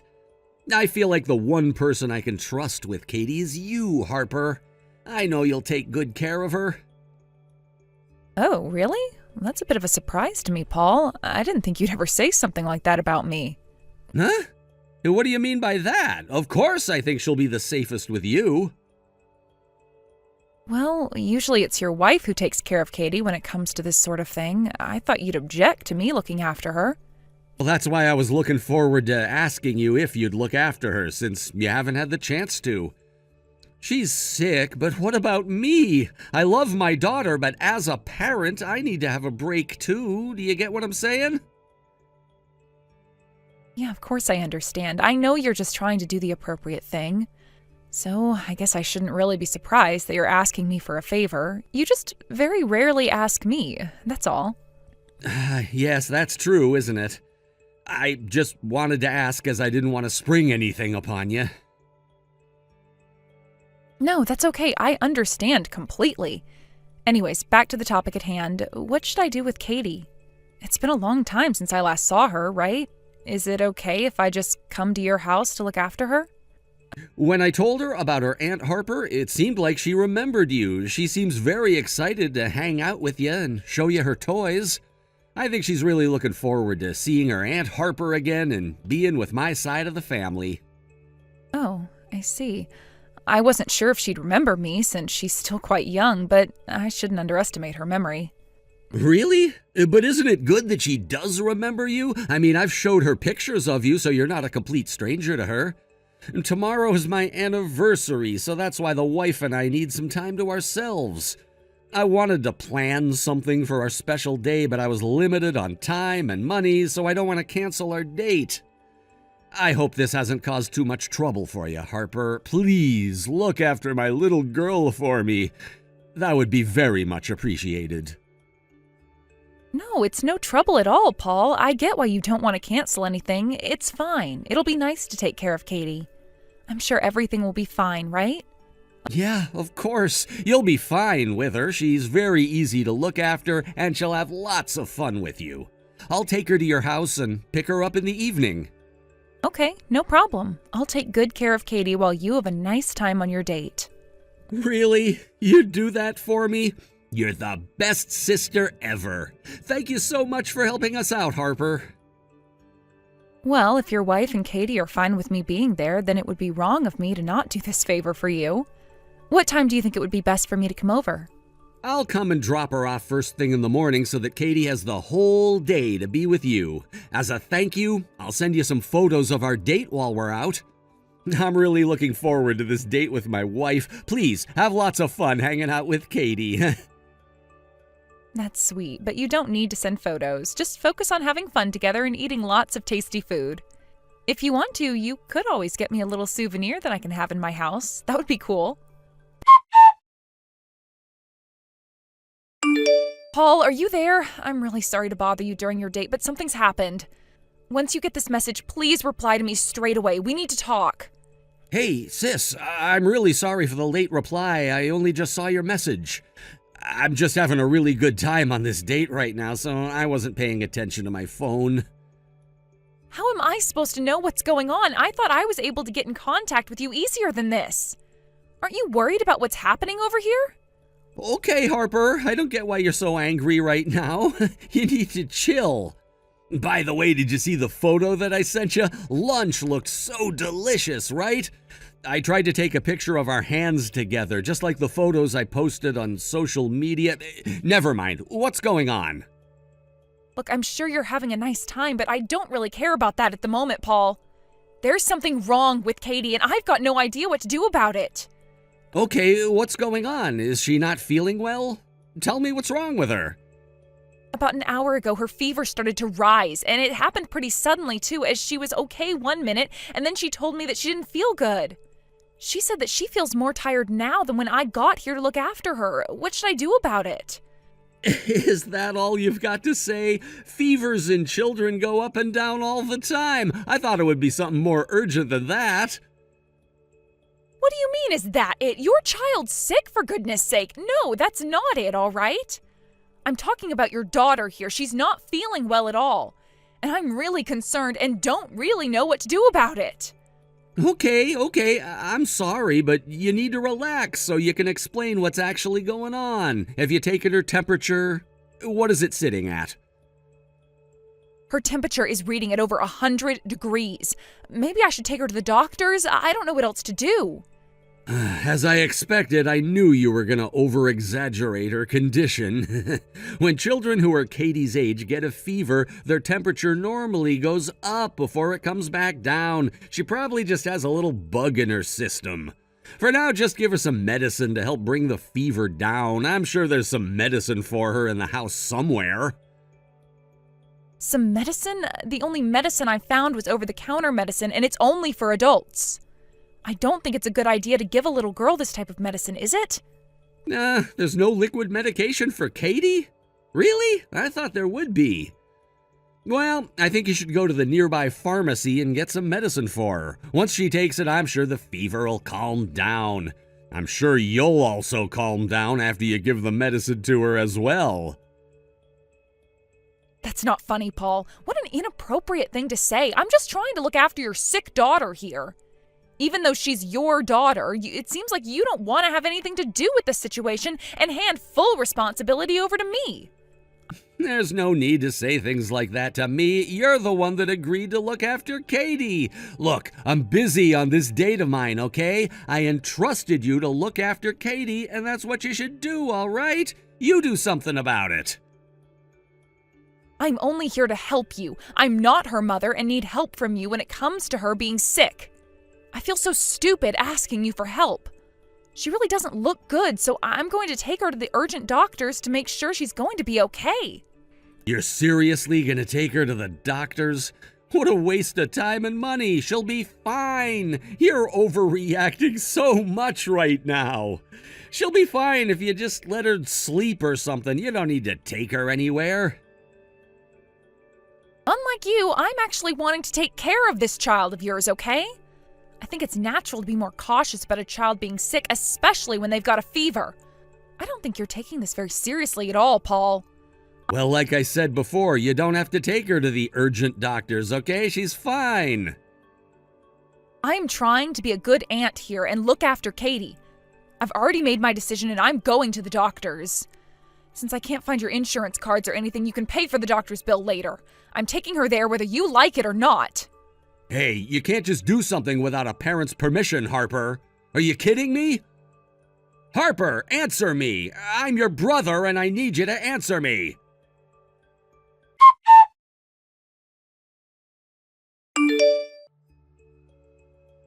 Hey, come on, this is getting beyond a joke now, Paul. How many times do I have to contact you to get your attention? Please reply to me as soon as possible. I'm not fooling around anymore. Oh, Harper, I'm sorry for the late reply. I had no idea that my phone was vibrating in my pocket. I just didn't take much notice. Oh, you didn't notice, huh? You didn't notice that I've been trying to get in contact with you all afternoon? Why haven't you replied to my messages or phone calls? I've been desperately trying to contact you. I've just been really focused on this date and what I'm doing here that I didn't notice my phone was getting notifications. Are you going to tell me what's going on with Katie or not? Didn't you take her to the urgent doctors or something?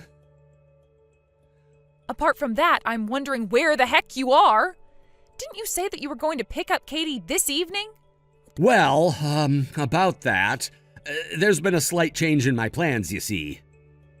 What the heck are you talking about? What slight change? You're coming to get your daughter, aren't you? I'm sorry, I might be there a little later than I thought. I'll pick up Katie later, okay? My wife just wants a little bit more time together, just the two of us. I'm really sorry to do this to you, but just take care of Katie for a little bit longer, would you? Are you kidding me right now, Paul? What are you even talking about? Your wife is with me right now. Wait, what? What do you mean? She's supposed to be with me right now. Why is she even with you? My sister-in-law told me that she was away on business and that she just got back. You weren't on a date with her at all. I heard that you went and attended your friend's wedding. Is that correct? That's what your wife told me. I am so frustrated right now. Is this some kind of prank you're pulling, Harper? Because it's a pretty good one. My wife should be next to me right now. Besides, none of that is a concern to me right now. I'm more worried about Katie. How's she doing? Don't just change the subject. Don't use your daughter to get out of what you're doing. You must know Katie isn't okay, and I took her to the hospital where she can be monitored by the doctors there. Hold on a minute. Is she that sick? You had to admit Katie to the hospital? I was trying to tell you that earlier, but you wouldn't take my calls. Fortunately, she's not too sick, but they want to keep an eye on her fever since it's so high. She'll likely be discharged in a week, all right? Okay, so everything's fine then? She's getting treatment, so that's okay. Everything's fine? Really, Paul? It's not fine. Do you have any idea how many times I tried to call you to tell you this information? Are you even going to come to the hospital to see Katie or not?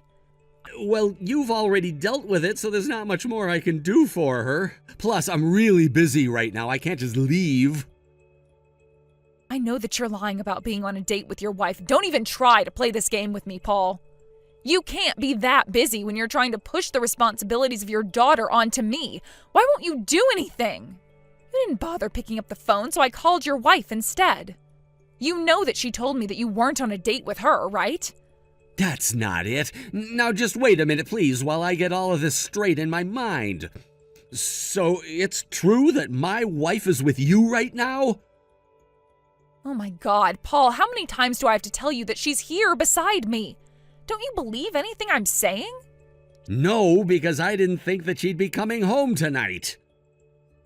She came back to town right after I called her to tell her what happened to Katie, unlike you.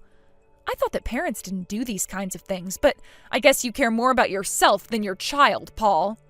There's no need for that kind of talk right now, Harper. Don't be so rude to me.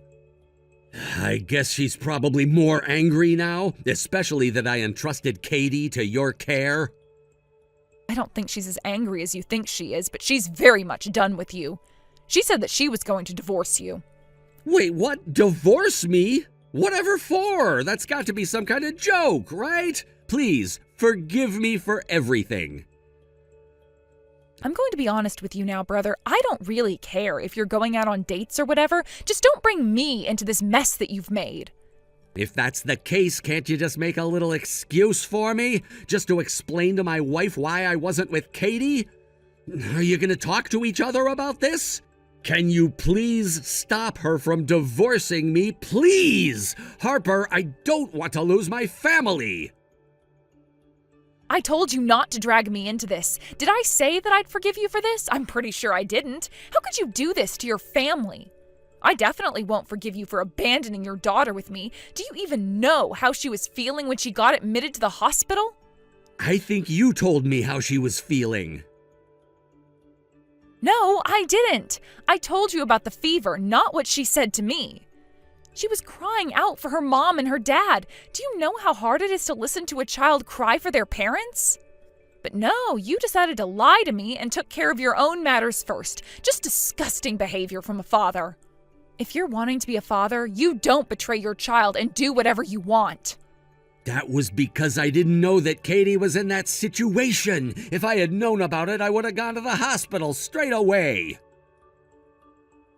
It's not that you didn't know, Paul. You just didn't want to know, right? You didn't want to be bothered. Why would you lie to someone like this? You kept telling me these stupid jokes that you needed a break when you really just wanted to hand off your responsibilities to someone else. Look, I need your help to get out of this or I'll be in big trouble. Can't we do something so that my wife doesn't divorce me?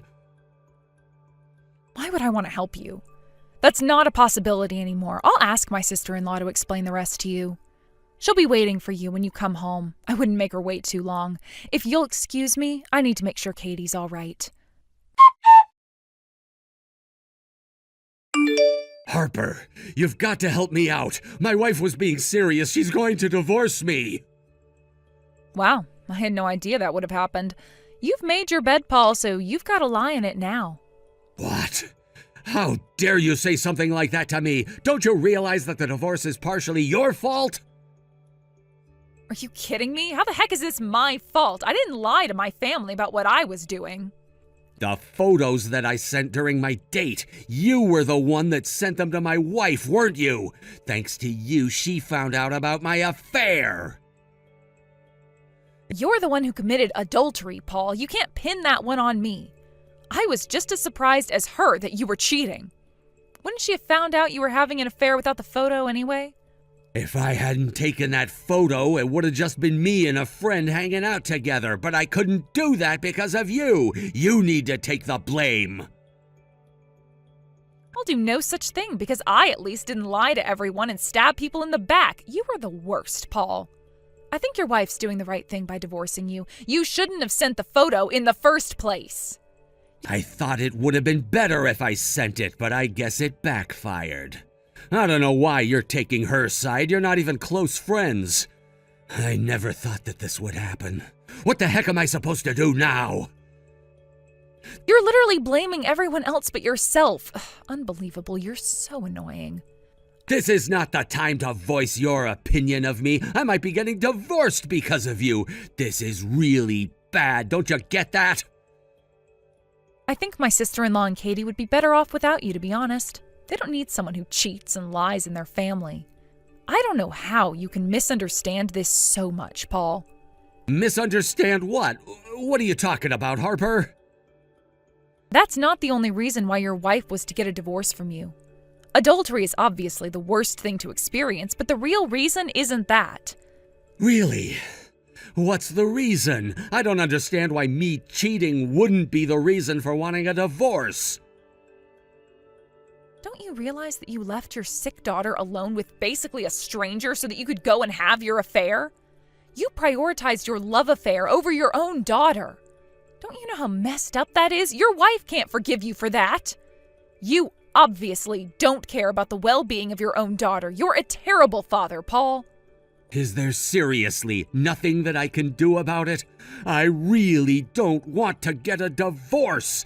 Please help me out, Harper. Why should I help a man who doesn't care about their child and would rather go out to dinner with another woman? I'm not helping you, not one bit. Also, our parents are cutting ties with you because of this. No way. They can't do that. I'm their son. My own family can't do this to me. I barely did anything. And if it wasn't for you, I wouldn't have gotten caught. Don't you dare blame me for your crude acts. You're not welcome here anymore or at our parents' house. How dare you do this to your own wife and child? Your dishonesty caused this bad situation to happen. So how about from now on, you live an honest life? But you don't have anyone to show that kind of sincerity anymore. Have fun being alone for the rest of your life. After that, my sister-in-law decided to divorce my brother, Paul. Of course, she had a better track record when it came to take care of Katie, so she got custody of her. Based on the photos Paul sent me, my sister-in-law confronted him and got more evidence of his love affair. She then contacted the lady involved with Paul and requested compensation from them. It's been decided that she'll be given child support as she requested from Paul and will get it until Katie is old enough to look after herself. I learned later on that Paul kept his marriage a secret from the woman he was having an affair with. The other woman found out he was married and that he lied about it and broke up with him. We cut ties with Paul, including my parents. He was truly left alone in the world. My brother deceived everyone, but in the end had nothing left. I don't know how my brother will live his life from now on, but I hope he can live it with a bit more honesty. Thank you for watching. Don't forget to hit the like button and subscribe to the channel. Hey, Amanda, are you there? It's been a while since we've last talked, hasn't it? Wait a second. Is this Cindy? Oh, yes, I suppose it has been a while. I'm sorry for not reaching out sooner. Is everything okay? Is there something that you wanted to talk to me about or something like that? Oh, I just knew that you would be surprised at getting a message out of the blue from your mother-in-law like this. Well, yes, I suppose I am just a little bit surprised to be hearing from you. Oh, come on, you don't need to play coy with me anymore. I know that you have no idea what I might be messaging you about right now. But the truth is that I'm reaching out to you right now because I wanted to apologize. You see, I realize that I don't think you and I have had a single chance to see each other in person since the wedding.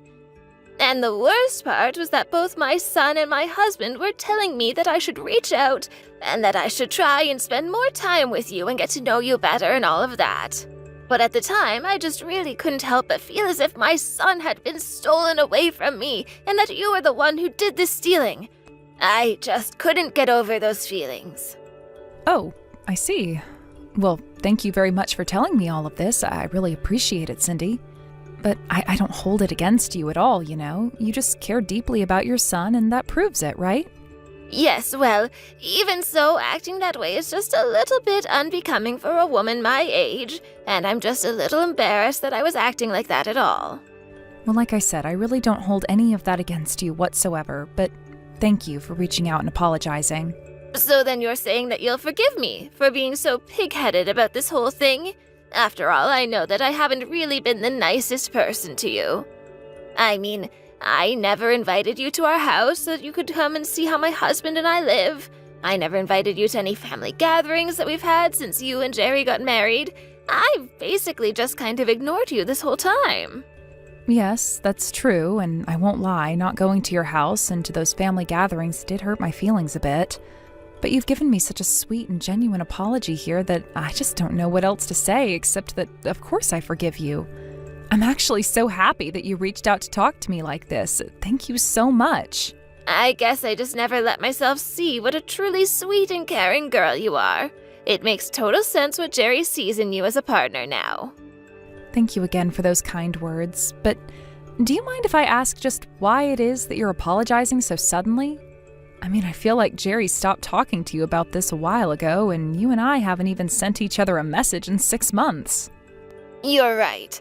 The truth is that I had been going back and forth about doing this for a long time, and it was only until the other day that I caught a cold, you see. And I was stuck in bed all day, but it gave me a lot of time to think, and that's exactly what I did. I see, but I hope that cold is past and that you're all better now. Oh, yes, I am much better now, thank you. But I just never realized just how much hurt I was probably responsible for with my actions towards you. And anyways, well, I don't want to drag this whole thing out longer than it needs to be, but I just figured an apology is the least that I could do for you. So anyways, I just hope that you can forgive how selfishly I was acting, Amanda. Of course, Cindy. Thank you so much for all of this. You have really made my day, my month, gosh, maybe even my year. I've been hoping for so long for something like this to happen, for you and I to finally start to be able to get to know one another. I mean, you're my mother-in-law, so obviously your approval means a ton in my life. I'm sorry, I don't really know how to put into words what I'm feeling and thinking right now, but I'm very, very happy. I would also like to get along with you and get to know you better as well. In fact, what if you came over this summer for a bit? Do you mean it? Would that really be okay with you? Of course. You're always welcome at our house, and you always should have been as well. Bring Jerry along too, and we'll have a nice reunion. Thank you so much for the offer, Cindy. I really appreciate it. But, there's just one thing. What's that? Is everything okay? Is this summer no good for both of you to come over? Well, it's just, I didn't think that this was ever going to happen, so I've already kind of filled my summer with work. Oh, that's right. I had almost forgotten that the both of you work, isn't that right? Well, that really is too bad then. I mean, I think that we might be able to go if we weren't spending the night or anything, and it would probably have to be a bit of a shorter visit. Well, at that point, you might as well just drive down here, wave to us, and then turn around and drive all the way back. If the trip doesn't work this summer, then let's not force it. I know, but I just feel so bad because this is kind of what I've been waiting for, and I don't want to miss this chance. Amanda, I promise you that there will be other chances. I'm turning over a new leaf with you. I just want to be able to meet, so we'll just find another time, okay? Great, then I'll keep looking for a day when we could do a quick day trip up to your guys' house and visit for a bit. I wonder if Jerry will want to come with you to visit with us. And of course, I really do wish that you two would come spend the night, but... Well, it's just that Jerry told me that if I was going to be ignoring the way that I was, that he wouldn't be visiting home anymore. I see. Well, in that case, just leave it all to me. I'll talk to him and I'll make sure that we're able to work something out. And then we can hopefully just talk this over in person when we do eventually go over, right? Oh, Amanda, I was so wrong to ever have judged you. Thank you so much for everything. Well, I suppose that's just something to look forward to this summer. If you can swing it, that is. Yes, of course. I'll be sure and do that. I'll let you know as soon as we have the tickets to go over there. Hey, Cindy, are you there? I just wanted to say how sorry I am about being late. Our landing kept getting pushed back while I was in the air. Oh, no, goodness, are you serious? I was wondering what was going on with your flight. But I'm sure that you must be exhausted after a trip like that, right? Well, I tried to get as much sleep as I could on the plane, but... Anyways, Jerry was telling me that you were going to be picking me up, right? I'm in the airport now, but do you have a sign or something I should be looking for? No, I don't have sign or anything like that at all. Oh, I see. Well, I'm outside now, and this is a pretty huge parking structure. If you could tell me what kind of car you have or what color it is, or some way that I could find you just a little easier. Oh, I'm afraid that you could search around the parking building all day and you still wouldn't be able to find my car. And that's because I was never ever going to go and pick you up from the airport. Wait, what? I don't understand. What's going on here? Are you being serious? Oh, I can't believe you still haven't been able to put all of this together. You really aren't the brightest bulb, do you know that? Did you really think that I was about to just open my arms to you and let you into the family? Wait a second. Are you telling me that this whole thing has just been one giant lie? Even your big apology that you made to me, was that also just one giant lie? Are you kidding me? Of course it was a lie. Why in the world should I have to apologize to you, huh? You've been with my son for a whole year now, and for some reason you two still aren't splitting up. But I was never ever going to let you into my family, especially not after Jerry brought back a much better girl than you to introduce to us before you two were dating. Jerry's last girl was so pretty and kind, and she was much, much smarter than you. I see. Well, I don't really have anything to say to that at all. But I really am so sorry for getting your hopes up. Not. Oh, and don't bother trying to call Jerry for help. He is actually out with my husband running some errands right now. Except that he left his phone at home, so he wouldn't see any calls from you. Well, I wasn't going to call him for help anyways, Cindy. In fact, I think I'll just turn around and go home. Oh, wow. Is that really what you're going to do? You're just going to turn around and fly all the way back? You realize you just got off a 4-hour flight, right? Oh, man, if you do this, that will actually be so funny. Wow, who knew it would be this easy to trick you? I suppose that is one thing you're good for, at least. You really just don't get it, do you? I mean, what are you going to do when Jerry and your husband find out what you've done? You really think that they're going to be shocked about this in the least? After all, the both already know how much I hate you. In fact, you said yourself that Jerry was warning you not to listen to me and not to make this trip out here, right? It sounds to me like you should have listened to him.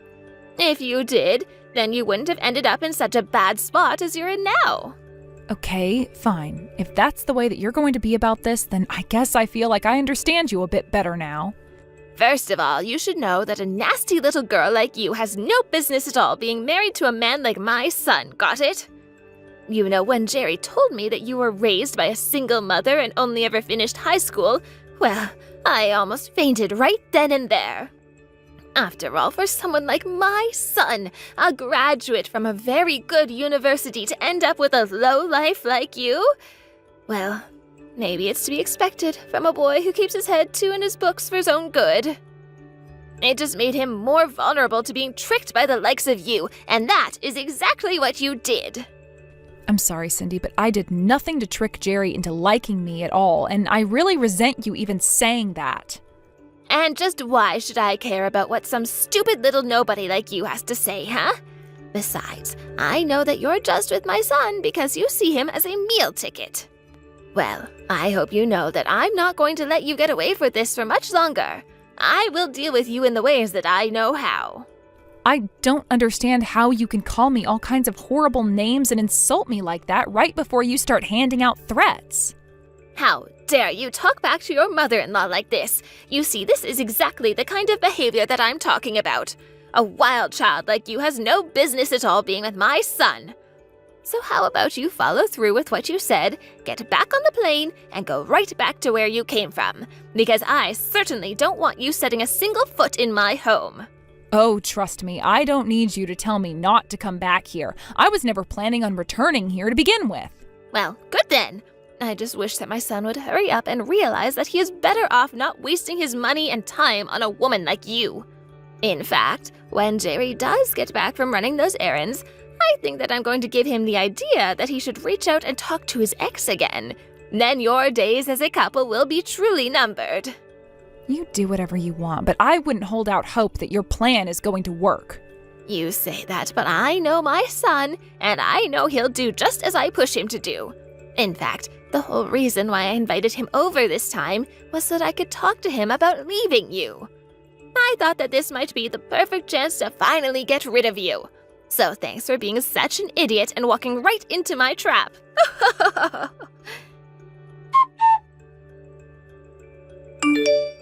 Yesterday must have been such a pain for you, Amanda. But tell me, did my husband and son make it there all right at least? That's right, they're here. They arrived not that long ago, if you must know. Well, then I suppose you know what's going to come next, right? Jerry is going to propose a divorce with you, and then you are finally going to be out of my life for good. Oh, really? Is that what you think is about to happen here? Of course. Jerry is going to tell you exactly what I told him that he should say to you, and then the two of you will be over. Unless you two have already talked. Don't tell me that I missed it. No, don't worry. It's done, and you won't ever be seeing me ever again. So please, just go on with your life and forget that I was ever even a part of it, no matter how briefly. You mean you two are really going to be getting a divorce? And you're really ready to take that step with him? Oh, this is amazing. Oh, there is going to be a divorce happening, but that's going to be between you and your husband. And none of us are ever going to interact with you ever again, so please understand and never message me or any of us again. Wait, what? What in the world are you talking about? Why in the world would my husband and I ever get divorced? Well, I don't know, but your husband told me that he didn't want anything to do with you anymore. He said you were a terrible person, and he'd been thinking about this for a while, in fact. But I guess what you did to me was enough to push him over the edge. You can't be serious about this, right? I mean, this doesn't make any sense to me whatsoever. Really? I mean, it felt like if you just stop and think about the way that you've been behaving, it would make perfect sense. But, wait, this still can't be right. I mean, why am I the one getting divorced when it should be you? This isn't right. I don't really know why you think I would be able to answer that question for you. Why don't you try talking to your husband tomorrow about his decision? I have been trying to get through to him, but neither him nor Jerry has been responding to me at all. But they're there with you now, right? Can you put one of them on the phone, please? I know that you had something to do with this. I know that you're just plotting against me and trying to take me down. That's why you're trying to scare me with these lies. I'm sorry, but I really don't have time for any of this. We're all out eating dinner right now, and I'm trying to enjoy my meal. Wait, no, you can't just stop talking to me. You have to tell the boy. I'm serious, this isn't a joke. You have to tell them for me. Amanda, are you there? There's really something that I think you and I need to talk about. Is now a good time? Please get back to me when you see these messages. This will be our last chance that I bother you like this, I promise. What is it now, Cindy? What could you possibly want from me now? Oh, thank goodness you responded. I was actually so worried that you wouldn't pick up. And no matter how many times I tried to reach out to my son or my husband, nobody is getting back to me. Actually, my husband left the house today and said that he was never coming back. Oh, really? Well, I didn't know that he had done that. I guess you two are split up then. I really am so sorry about all of this. I never meant to cause such drama. I really don't think that there's any need to apologize to me at this point. I mean, you already tricked me, so it's just a bit late. I know, but I really am sorry about that. About everything, in fact. I shouldn't have tricked you, and I shouldn't have lied to you, and I shouldn't have treated you the way that I did. Great. Well, while I appreciate you apologizing to me, I'm not going to forgive you for the things that you put me through. You know, I thought that you were lying to me about my husband wanting to get a divorce from me, but I guess it's really happening. When they came back home after they had gone to visit you, my husband served me with the divorce papers and told me that he wanted me to sign them right away. He told me that he just couldn't stand to live under the same roof as me anymore, and that this is all that he wanted from me now. Yeah, I mean, when your husband and I were talking the other day, he made it sound like he was pretty fed up with your behavior and attitude. I can't really say that I blame him for any of that. But I never thought that things would come this far. I know that I've done mean things, but I didn't think that my family would react this way towards me about them. It was only when my husband finally said that he wanted to divorce me that I finally thought that might have gone just a little bit too far. But I think that if you could just find it in your heart to forgive me, that my husband and son could too. Yeah, I really don't think that that would actually work out that way for you at all. I mean, you should know that your husband isn't just leaving you for the things that you've done to me. He's leaving you for many more reasons than that. I just told you that he was getting sick of your attitude and had been fed up with you for a while, didn't I? The way that you always brag about yourself to others and that you're always trying to tell people that they should be more like you, he's just sick of the way that you hold yourself. But it's not like I'm saying any of these things to be mean or anything like that. Besides, is that really worth getting a divorce over? Are you sure that it's not just for the sake of being mean? Because I feel like most adults your age would call it just that. You get off on hurting people and making them feel bad about themselves. It really is pretty simple from where I'm standing. So then, what is this all about? You're just trying to get your revenge on me because you feel that I've done something to hurt you? Is that what's going on? No, that isn't what's going on at all, but you do certainly know how to push people to their limits with you, it seems. And I think that now you've just done it with the one person who probably showed you more patience than anyone else on Earth. But I don't understand. He's never said anything to me. He's never asked me to apologize or to explain myself. And maybe he should have. But if he didn't, it's probably because he hoped that you, as an adult, would be able to figure it all out on your own. And it's clear from the way that you're talking now that you still haven't even really reflected on what you've done wrong. But that isn't true. I have thought about what I've done to you, and I won't ever let it happen again if you can just help me out with my family. Yeah, I think that your husband is wanting to think even more about the way that you act and treat people. But did he say that to you? I mean, did he say that he wants to say sorry for all of those things? If I do that, do you think that he'll come back to me? I really just don't even know what to say to that. First of all, I don't think that he wants to apologize for any of it. Or rather, I don't think he really cares. Second of all, it's not like he hasn't ever said anything. I know for a fact that both of our husbands have talked to you repeatedly about your behavior. So please stop trying to pretend as if your divorce only has to do with the way that you were treating me, because that simply isn't true. This is your problem, and I really don't have time to be dealing with this, so just please leave me alone. After that, I heard from Jerry that his parents did end up getting divorced. His mom fought the whole time against it, but in the end, she signed the papers and moved back to her hometown in disgrace. Both Jerry and his father were so apologetic to me about how Cindy had treated me, but I told them that I was just glad that chapter of our lives was behind us. Now my life is much quieter and much more peaceful, and I couldn't be happier for it. Thank you for watching. Don't forget to hit the like button and subscribe to the channel. Hey Josh, are you there? I just want to thank you again for inviting me out camping with you guys. I just know that Susie also had a really good time. I know that she can be a bit of a handful, but she really had fun out there. Great! I'm glad you both enjoyed it so much. I had a blast with you all. And it was so long since I saw Susie, so that was also nice. I can't believe that she's already 5 years old. I mean, really, where does the time go when you're having kids, right? I know what you mean. It's like I remember her being born as if it was yesterday. In fact, now that I think about it, you were one of the first people to visit while my wife was in the hospital to give birth. Yeah, I remember when you told me it was happening. I was just so excited to go and meet your kid. And just to think of you as a dad now, well, it still blows my mind just a little bit.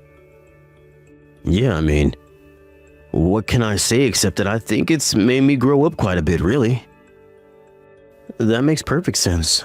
I mean, having a kid would probably do that to you, right? Well, by the way, I wanted to ask, you recently got a promotion at work, right? I hear that you're going to be sent on a business trip from next month, is that right? It sounds like things are going really well for you too, right?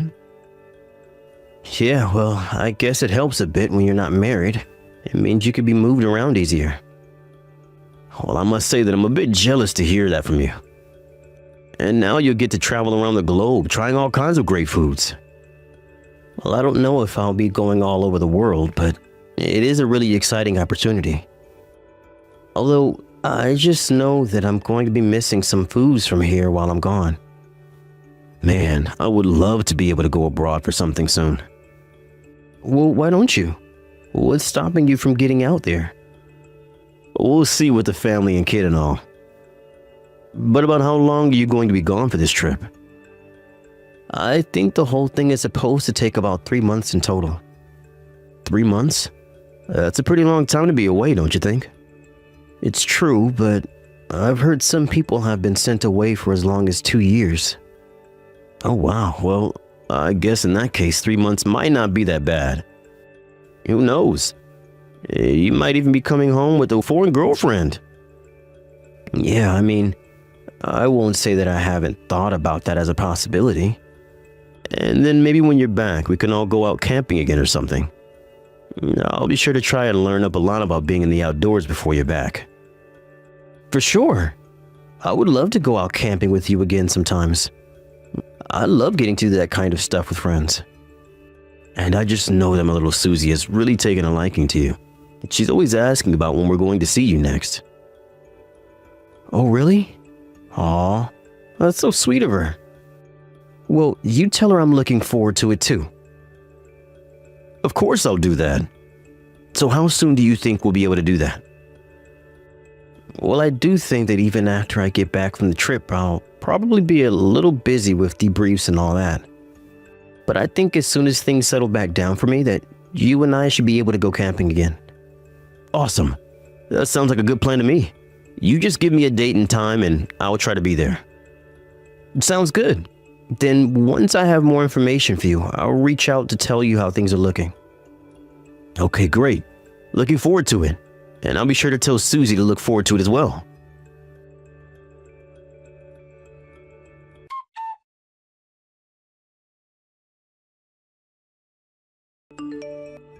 Hi there. I am really sorry to be messaging you so late, but my name is Josh and I'm a friend of Alan's. This is the right number for Valerie, isn't it? Yes, this is Valerie. But what does a friend of Alan want to do with me? And just why do you even have my number in the first place? Oh, I'm sorry. Did you really not remember me at all? I was the friend that Alan took Susie on the camping trip with. Oh, of course. How could I forget about that? Yes, thank you so much for doing that. I heard that Susie had a blast. I heard that you've been friends with my husband since before him and I were even married. Yes, that's true. In fact, it was Alan who gave your number in the first place in case of emergencies. Oh, I see. Well, I guess that makes sense. I just had no idea about it. Anyways, what can I do for you? Is it an emergency? Well, kind of. It's your daughter Susie. She's at my house right now. Wait, what? Why in the world would my daughter be at your house? Is this some kind of joke or something? It's not a joke at all. She told me that she was kicked out of the house and that she decided to come here. But she isn't wanting to talk to me anymore about whatever happened. Oh my gosh, I really had no idea about this at all. Have you tried calling Alan about this? I was actually going to call Alan, but then when I told Susie, she made me promise not to do so. And so that's why I figured I'd try sending you a message about... I see. Well, yes, I think that's a good idea. In fact, I don't think that you should be in contact with my husband anymore. But why is that? Did he do something wrong? I don't want you telling him anything that he doesn't need to know. I have no idea what he's going to do about this. I'm really sorry, but I just have no idea what is going on here in the slightest. Have you really heard nothing from Alan about any of this at all? And of what? I'm sorry, Alan and I haven't been talking since I have been away for a while on a business trip overseas. Oh, I see. Well then, I'm not sure that I'm the best person to be telling you this since you two are friends, but Alan hit me. Wait, you mean as in like domestic abuse? Alan? I don't know what to say. Well, I suppose that Alan probably only showed you certain sides of himself, if I had to take a guess. I know it might seem hard to believe, but it's true. I don't even know what to say, but you're right. I had no idea that he was capable of doing something like that. It's okay if you think I'm lying. I wouldn't blame you. But it is the truth about what happened. And in the past, Susie has tried running away, but... Oh, I felt so bad. We were both running away, but he caught up to Susie, and I just left her there with them, and I feel so awful. But Susie was telling me that she was chased out of the house, so it didn't sound like anyone was chasing after her. I don't know what's been going on in that house since I've been gone, but just thinking about that man must be doing to my poor daughter infuriates me. I'm sorry, but I'm still just finding this all hard to believe. I mean, Alan is a really good guy. I've never seen him so much as raise his voice at your daughter, and I don't understand why he would chase Susie away. Well, it's like I said, you were only seeing one side of him. Well, I got to see the kind of man he really is. Why don't you look at Susie's arm if you don't believe me? Well, yes, it does appear as if there's a little bit of bruising. That was from where Alan grabbed Susie while we were trying to run away from him. But I still don't get it. If you really think that he's abusing your daughter, why don't you call the cops and report him? Call the cops? No, I couldn't do that. If he found out about that, then he might hurt Susie even more. I couldn't live with myself if that happened. But I'm sorry. I must really not understand. Well, I'm the victim here, and I'm telling you not to go to the police about this. Do you understand? Just don't do anything on your own. I've already hired a lawyer to look into this. I want to protect Susie, but I want to make sure that she can be safe in the meantime. Right, well, I guess that makes sense. Anyways, I'm really sorry about Susie, but do you think that I could come pick her up from your house tomorrow? I'm actually in another town right now. But I'll be able to borrow a car and come get her from yours if that's possible. I suppose I don't really mind if you pick her up tomorrow, but are you sure you're okay with her staying here? Well, she was the one who ran to your house in the first place. Clearly, she must feel safe with you to have done that. So if Susie feels fine with you, then I don't think I have anything to worry about. Okay then. If you're sure about this, I can keep an eye on her. Thank you so much for doing that. And when you get a chance, please send me your address before tomorrow. And remember, whatever you do, do not say a word about any of this to Alan if he tries to talk to you. Got it. I will be sure to do all of that. Just tell me what time you think you'll be able to get her tomorrow, and I'll make sure we're at home.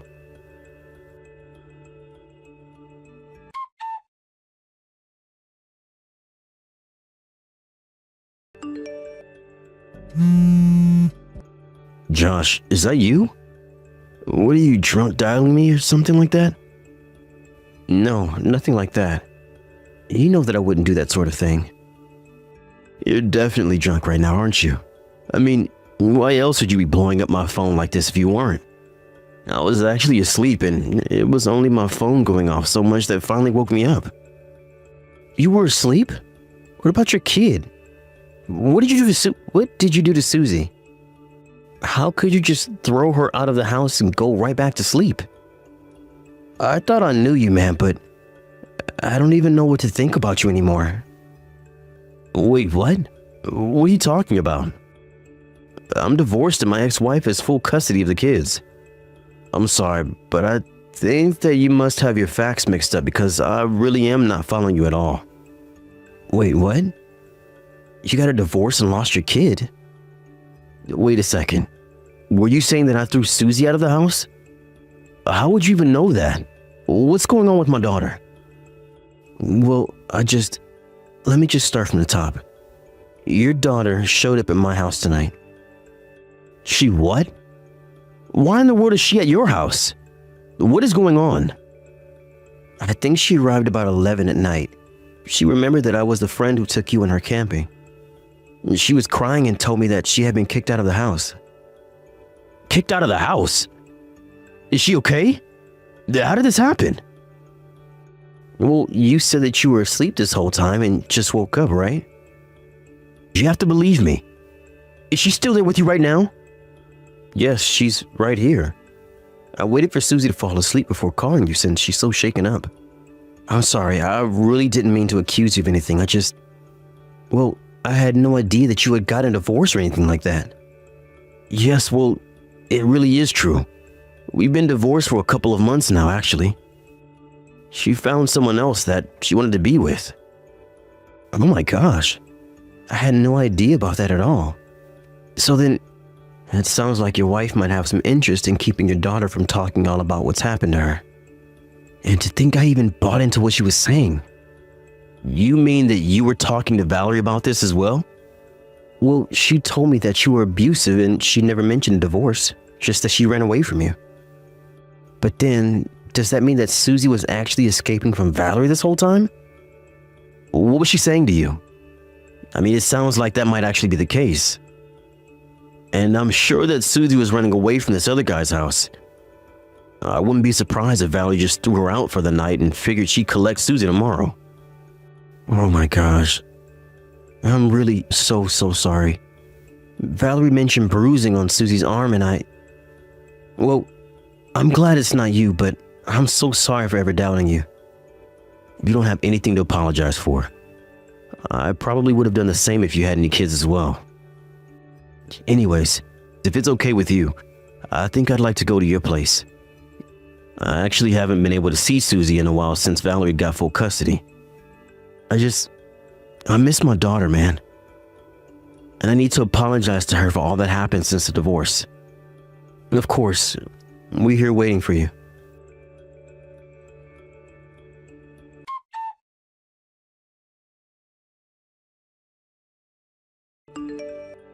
Josh, are you there? I'm really sorry for late I am. I just got a little lost on my way over is all. I think I'm in your neighborhood, but would you mind coming out of your house and standing on the corner so that I could see you? I'll park my car and get out to look at you. Actually, Valerie, you really don't need to bother coming today. Wait, what? What do you mean? I'm already here. Have you gone crazy or something? I am not going to be going home without my daughter, do you hear me? Well, I'm sorry, but I'm not going to be handing over Susie to you now or ever.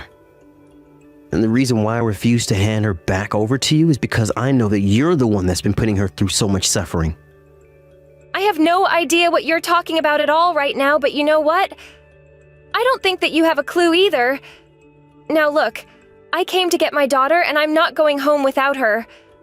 What would some outsider like you even know? Sure, I might not be part of your family, but it doesn't mean that I don't know what your daughter is going through. After all, she was the one who came to me for help, and I understand that the one that hit her was your new lover. What in the world are you even talking about? Are you really going to tell me that you're going to listen to a child over me? She was probably just talking about some nightmare that she had about me.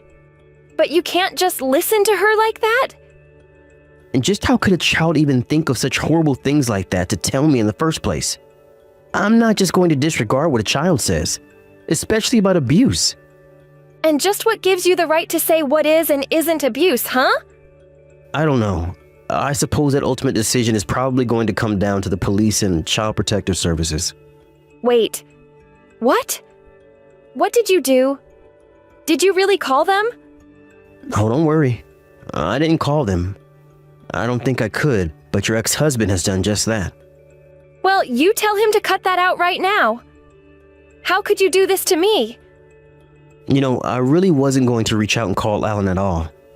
But then, it was actually Susie who told me that she wanted to go and see her daddy. I thought that she must be in shock or confused or something.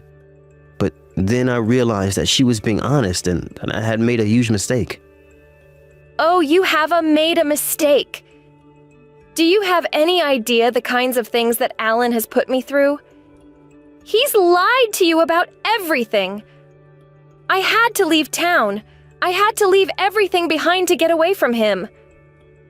You two got divorced about 2 months ago, is that right? Do you think I could see the divorce form that you both signed? After all, I know you were the reason for the divorce. Why? Did he tell you that I was cheating on him? Well, that's another lie. I waited until after the divorce before getting with my current boyfriend. Call it whatever you want. It sounds to me like you had this guy in the wings if you weren't with him already. Just give me my daughter back already. I'm sorry, but we're not even at home right now. I think that if you want to try and get your daughter back, you're better off going to a social worker. Either way, I'm not going to be meeting with you today. Why are you doing this? What's the matter with you? How could you do this? I didn't do anything. If you're looking for anyone to blame, you can go ahead and blame yourself.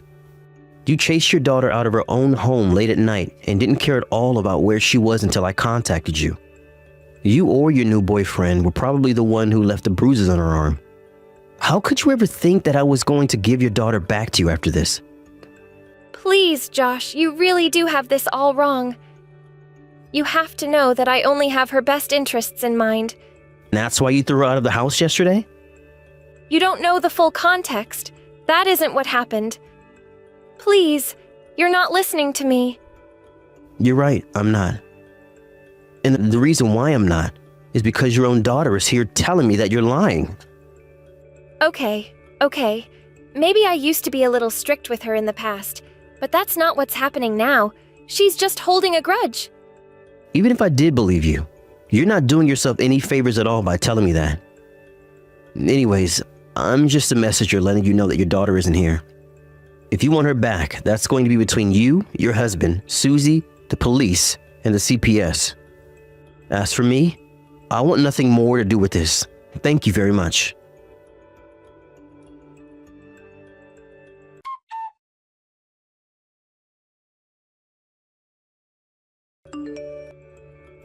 After that, I heard from Alan that Valerie was soon picked up after the cops were in my neighborhood looking for her after being tipped off that she would be there. After that, she was taken to court and charged alongside her boyfriend for child abuse. The judge transferred custody of Susie to Alan right then and there, and she went to go and live with her father. As you might have guessed, the reason why Valerie even wanted to hold on to custody was to get child support checks out of Alan. Meanwhile, she was using that money to treat her and her boyfriend to expensive dinners and presents. It turns out that her boyfriend was also in quite a bit of debt and had convinced Valerie to go in debt in an attempt to help him out. By the time the trial was done, not only were they deeper in debt, they also had to serve jail time. Allah was so happy to be reunited with his daughter and thanked me for being there for him. I just told him that I was glad that Susie was safe. I told him that I would get in contact with him soon about another camping trip. He told me that Susie is really looking forward to it. And thanks for watching. If you like this video, please give it a thumbs up and don't forget to subscribe to see more content like this. Hey, Emma, you busy right now? Looks like my company want to hire you for another design. Can you do it? You bet I can. That's great news. Cool. It'll be a little while before the order actually gets placed, but I wanted to get confirmation beforehand. I'm pleased you can do it. I just know that whatever design you come up with, it'll be a great fit for our next project. Will you be in charge of the project again, Darren? You bet your sweet arse I will. Oh, you feel more at ease with me calling the shots, right, sweet cheeks? For sure. I am super pleased I'm going to be able to design some more stuff for you guys. You're always a pleasure to work with. It's our privilege. Your work has a fantastic reputation at our company. Really? Oh, I'm so happy to hear you say that. By the way, do your coworkers know me and you are getting married? They know I'm engaged, but none of them actually know you directly. They only know you indirectly through me managing the projects we did together and seeing your amazing work. Right, that makes sense. But I imagine I'll be meeting some of them soon, right? Maybe at the wedding? Well, I guess it is about time. We've been doing this for over 2 years now. That's about how long ago we sent you our first order, right? Yeah, you were project manager back then too. It must have been fate. I never pictured myself marrying one of our subcontract designers. You think I imagined myself marrying a client? I've always been the type to keep personal feelings distinctly out of my work life. It came as a surprise, to say the least. Oh, you must have seriously had the odds for me then, huh? I didn't see any harm in trying, so I sent you the date invite. What a great decision that turned out to be. I was so surprised. Believe me, it was love at first sight. I couldn't help but invite you after seeing how hot you looked in those high heels and mini skirt when we first met in person. I had a serious whoa mama moment to myself. I'm grateful to hear that. I guess now that we're engaged, we have all kinds of preparations to make for the wedding, huh? The guest list, food, entertainment, invites. Something tells me we're gonna have our hands full for a while. Plus, I'd really like to meet your parents soon. Don't you think it's about time? What do you say? Oh, that? I'm super busy with work these days, so I won't be able to make it to my parents' place for a little while. How about next month? If that's not doable, the month after is fine too. Sorry, babe. My mum and dad are going on vacation the month after next. From what they tell me, it sounds like it's going to be a big one. Round the world cruise. Can you believe it? Apparently, they're going to be gone for months. They tell me they're crazy busy with the preparations these days. I see. Don't worry. You can always meet them when the timing's better. You see, I've kind of been thinking about this. There always seems to be some kind of reason I can't meet your parents. This must be the 5th time I've asked now. When will I finally be able to meet them? I am a little nervous, but I feel like it's only right that I at least introduce myself. I'm gonna be your wife, after all. Oh, it's not like I don't want you to meet them, babe.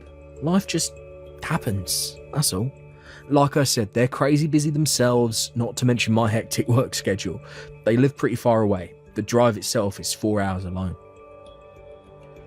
I guess it is a little awkward. I mean, it can't be helped then, huh? Oh, baby, did I make you feel anxious? Look, sorry, I never meant to. You'll get to meet my mum and dad one day. Mark my words. All right, thanks, honey. I really hope I will. It feels like we keep having the same conversation on this one. I'm always telling them about you, you know. You know, it's funny, despite the fact you've never met, they know practically everything about you. Really? And while you guys might not have met yet, they both really like you. They said they want to see their stepdaughter ASAP. You're not the only one who wants to meet, you know.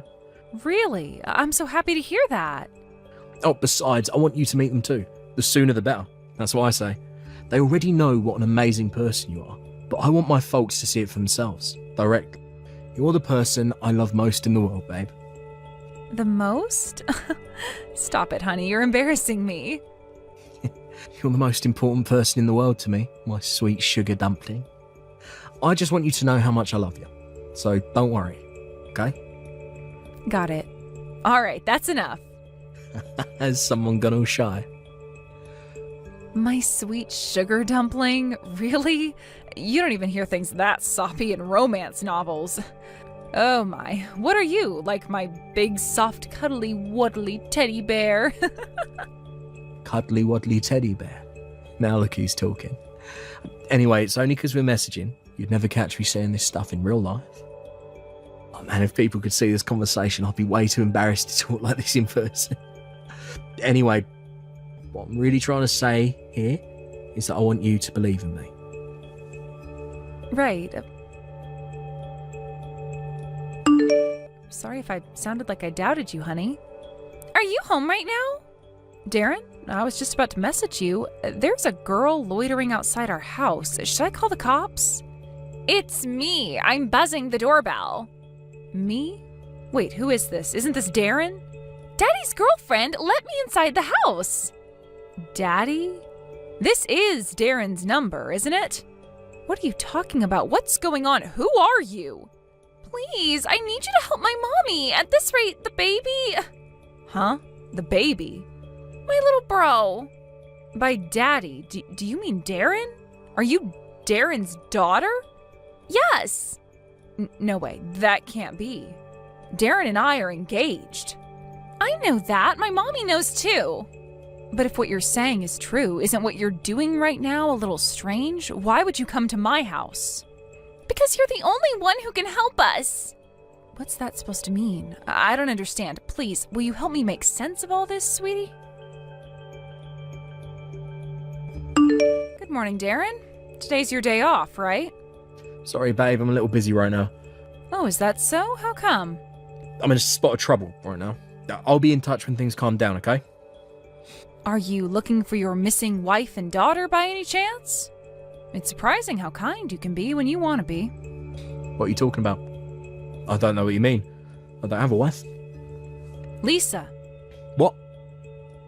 That's your daughter's name, right? Don't play dumb with me, Darren. Wait, did you meet her? Did you meet my daughter? Why don't you try looking through our message history? It's all in there. Lisa messaged me from your phone last night. What? She did what now? Wait, Lisa showed up at your house, but my phone's right here. Yeah, because she went home afterwards. What the hell happened last night? I was reading in bed when the doorbell rang late at night. It was Lisa. She came to ask for my help. Your help? I don't follow. Lisa told me everything. She told me all about how you're married to another woman. She told me all about how she's your daughter. She told me all about how your wife is pregnant with number 2. Then, as if that wasn't bad enough, she told me all about how you hit her mom when you get drunk, you pathetic lowlife. Whoa. No. Wait.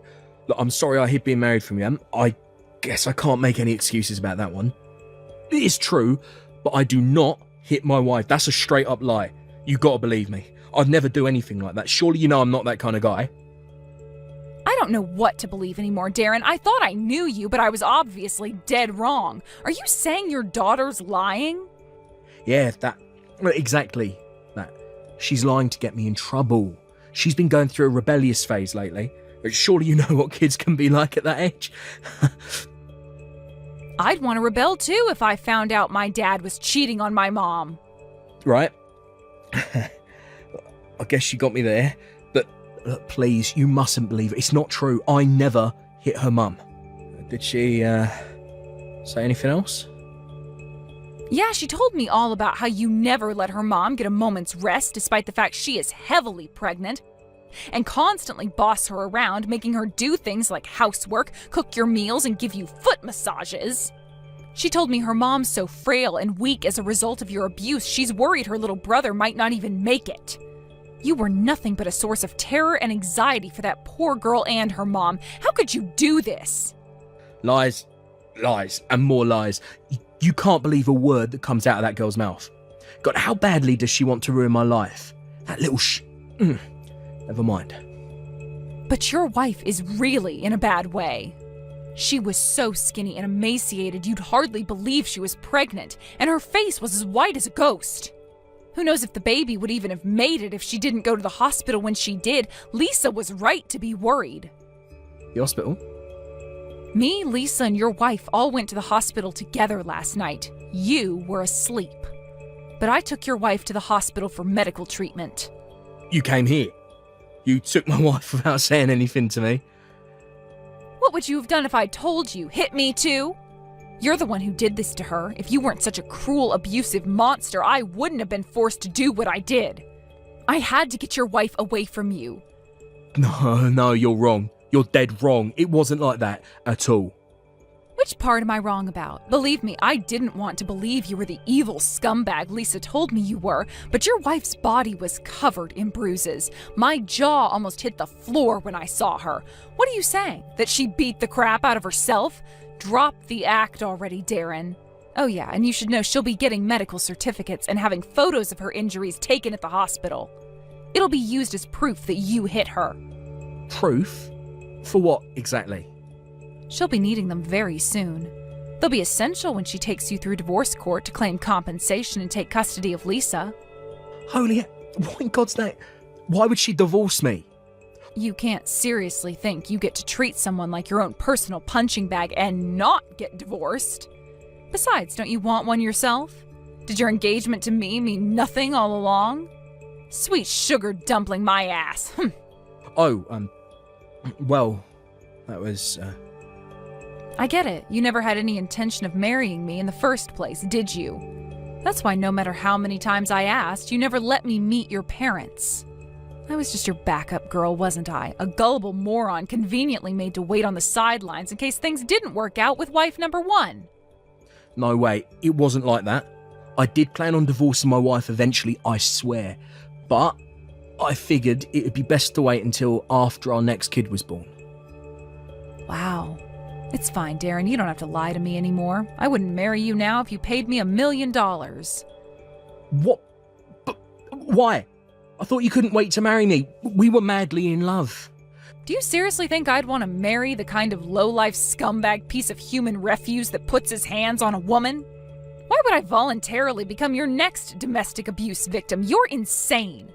Like I already told you, I did not hit my wife. You sure did rule that family with an iron fist, huh? Neither your wife nor your daughter dared set a foot wrong in that house. They were absolutely terrified of you. They knew that if they dared to defy you, they'd either get smacked in the face or verbally abused. You're a disgrace to all men. Please, you gotta believe me on this one. This is all one big misunderstanding. Quit making excuses, you sniveling coward. One look at your poor wife's face told me everything I need to know. Your wife just got admitted to hospital. She has all her medical certificates now, too. What hospital? I'll be there right away. Where are they? Tell me. Now.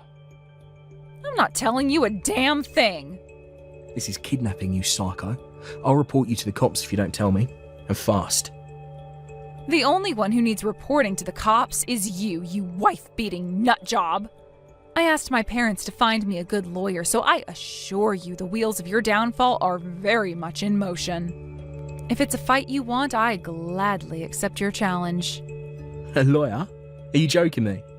My mom and dad have a hefty sum of money stashed away. My dad was quite the successful businessman back in his day, you see. Which means he also has connections in the legal industry.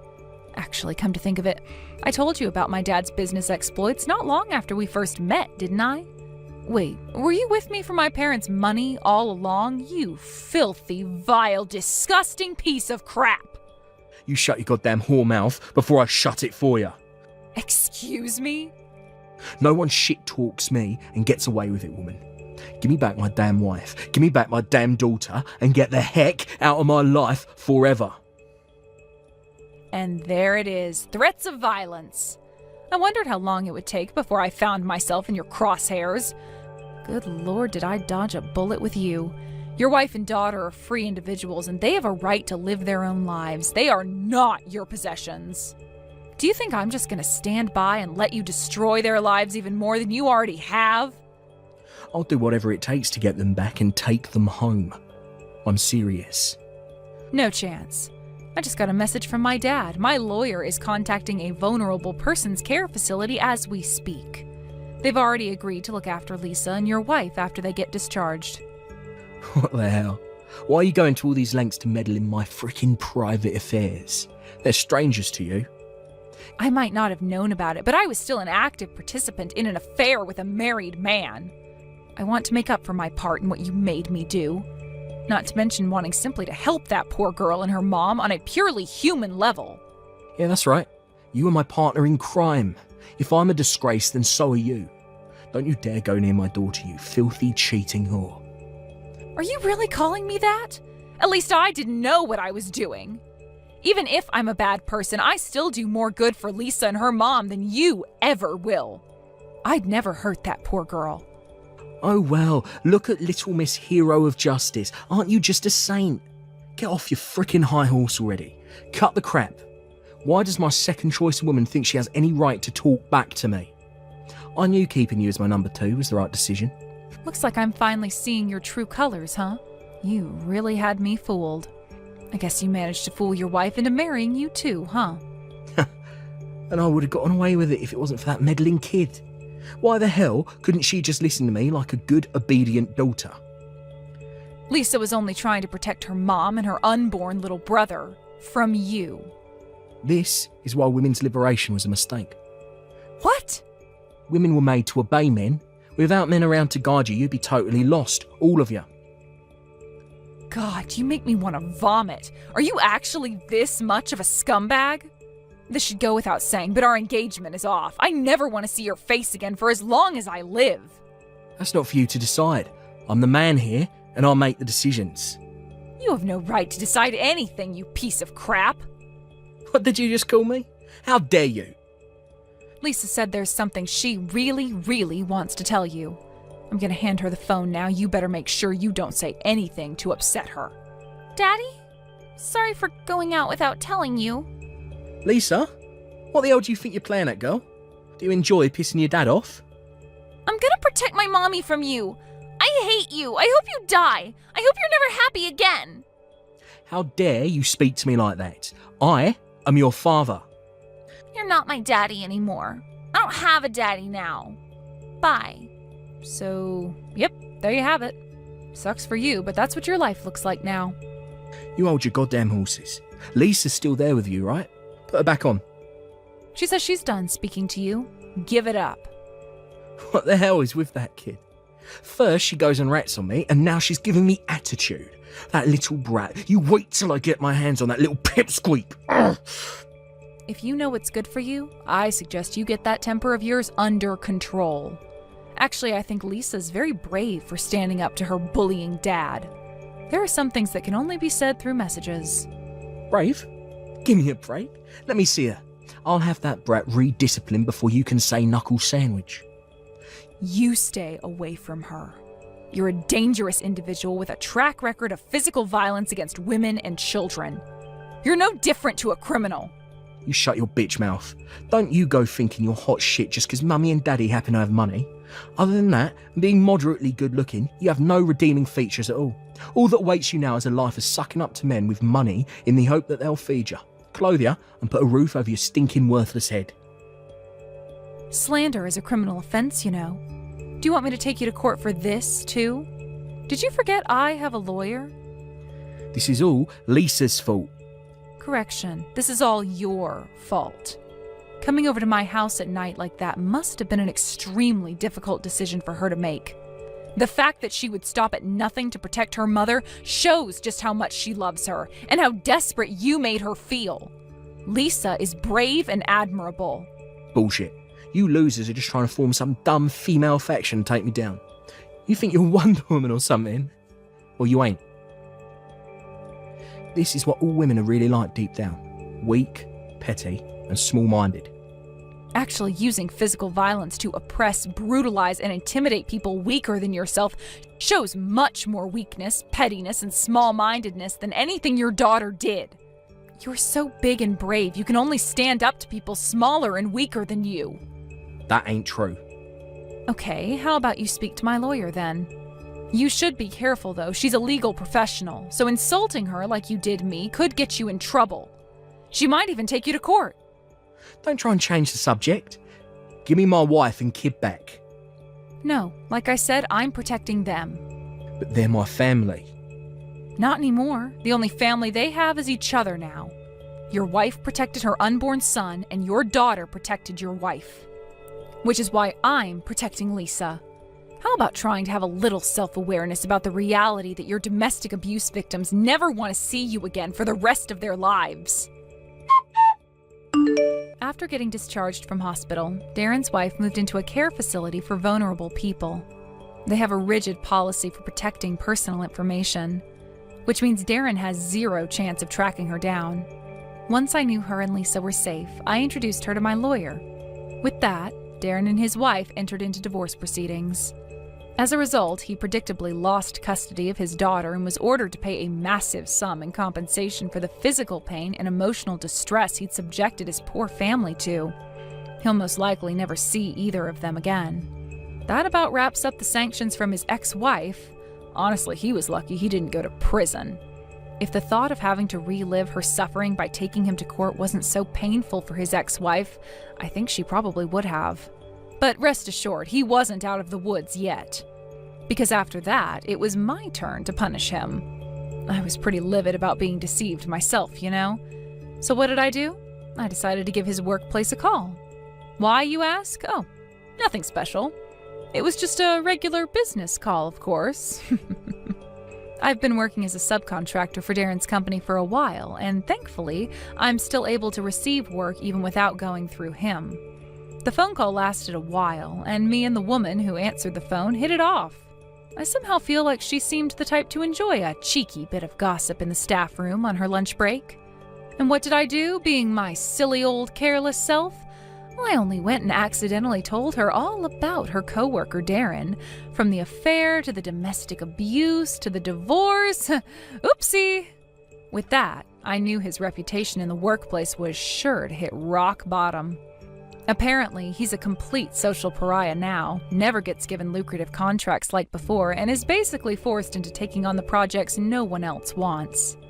I got a message from his ex-wife the other day with news of the birth of her son. She thanked me countless times for helping her, but the way I see it, it was the least I could do for my part in the affair. The real star of today's show is none other than Lisa.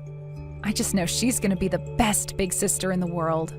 I hope the two of them get to enjoy a life full of joy, laughter, and smiles from here on out to make up for all the awful stuff they had to go through at the hands of that monster. Here's to a bright future to everyone except he who shall not be named.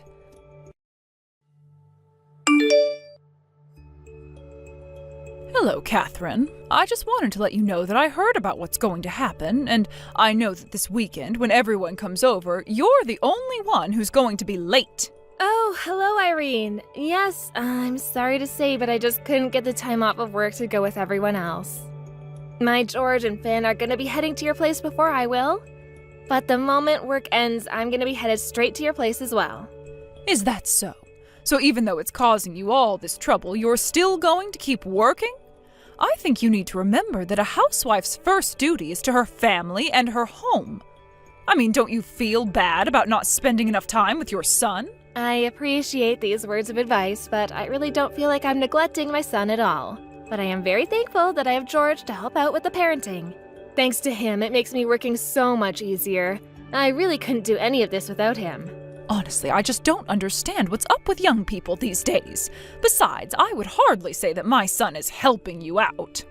It's more like you leave him no other choice but to try and pick up after you because you insist on working. If he doesn't help around the house, everything would grind to a halt. Now, Irene, I am sure that we've talked about this before.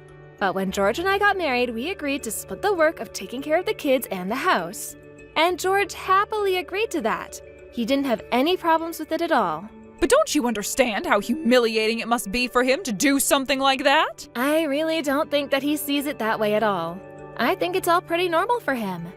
I mean, I also do work around the house and help to raise Finn, you know? George and I have an equal partnership in this relationship, and I really appreciate that.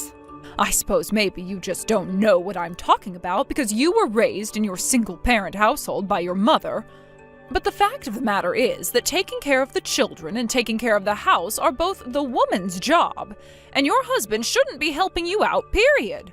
Maybe that's why you just have no idea how embarrassing all this must be for my poor son. You're right, I was only raised by my mother, but I don't think that has anything to do with this. I mean, I have a job, and I think more and more couples are having similar arrangements. I really seriously doubt that's true. You're probably just telling yourself that to justify this. Honestly, I just can't seem to wrap my head around it at all. I know that you grew up poor, but does that necessarily mean that you just have no sense of manners or duty at all? What was my son thinking when he married you? I suppose that's something you'll just have to ask George himself the next time that you see him. Although I am going to suggest to you now that you don't talk bad about my mother. I just know that George would hate to sit there and listen to you insult her. I don't understand you one bit. You've done nothing but talk back to me this whole time. You know, this is why I just can't stand poor people. You really need to learn to speak with some respect when you're with me. I'm sorry, Irene. I might have gone a little too far. I am sorry. But I'm thinking of what you might say about my family in front of my son. And if possible, I would like you to refrain from talking ill about his other grandmother. What do you mean? You're worried that I'm going to let it slip to him that his mom was raised just by his poor old grandma? Why shouldn't I tell him that when it's the truth? I wouldn't be bad-mouthing anyone for being honest, don't you think? I understand that you might see things that way, but Finn really cares about my mother as his grandma. Besides, he's still just in kindergarten, so please don't start to warp his sense of family. What are you trying to get at, huh? You think that I'll just purposefully try and cause problems for you or something? Why do kids these days always try and blame everyone but themselves for their problems? Why has everyone forgotten how to be respectful of their elders? That's not what I'm talking about at all. Look, just please try not to say these kinds of things around my child, all right? Because if you do, I think it'll be difficult for me to keep bringing Finn around to your house. So talking back wasn't enough for you, huh? Now you have to start threatening to take away my own grandchild? You really know how to get on my nerves. I wish that I never had a daughter-in-law like you. I really don't think that I'm asking too much of you. I just want you to avoid certain topics, okay? Oh, yes, of course. That's completely okay. I'll just limit my talking to poor people in general, but I won't name names. Right. Well, I guess if that's what you're offering. Anyways, I have to go and pick up Finn now. But we're all going to be there next week, so just please look after Finn while he's there. Hold on a second. You're going to go and pick up your own son? And here I thought that you were making George do all the work. Well, like I was trying to explain to you earlier, I go and pick up Finn when I'm able to. Anyways, I really have to go now. We'll talk soon.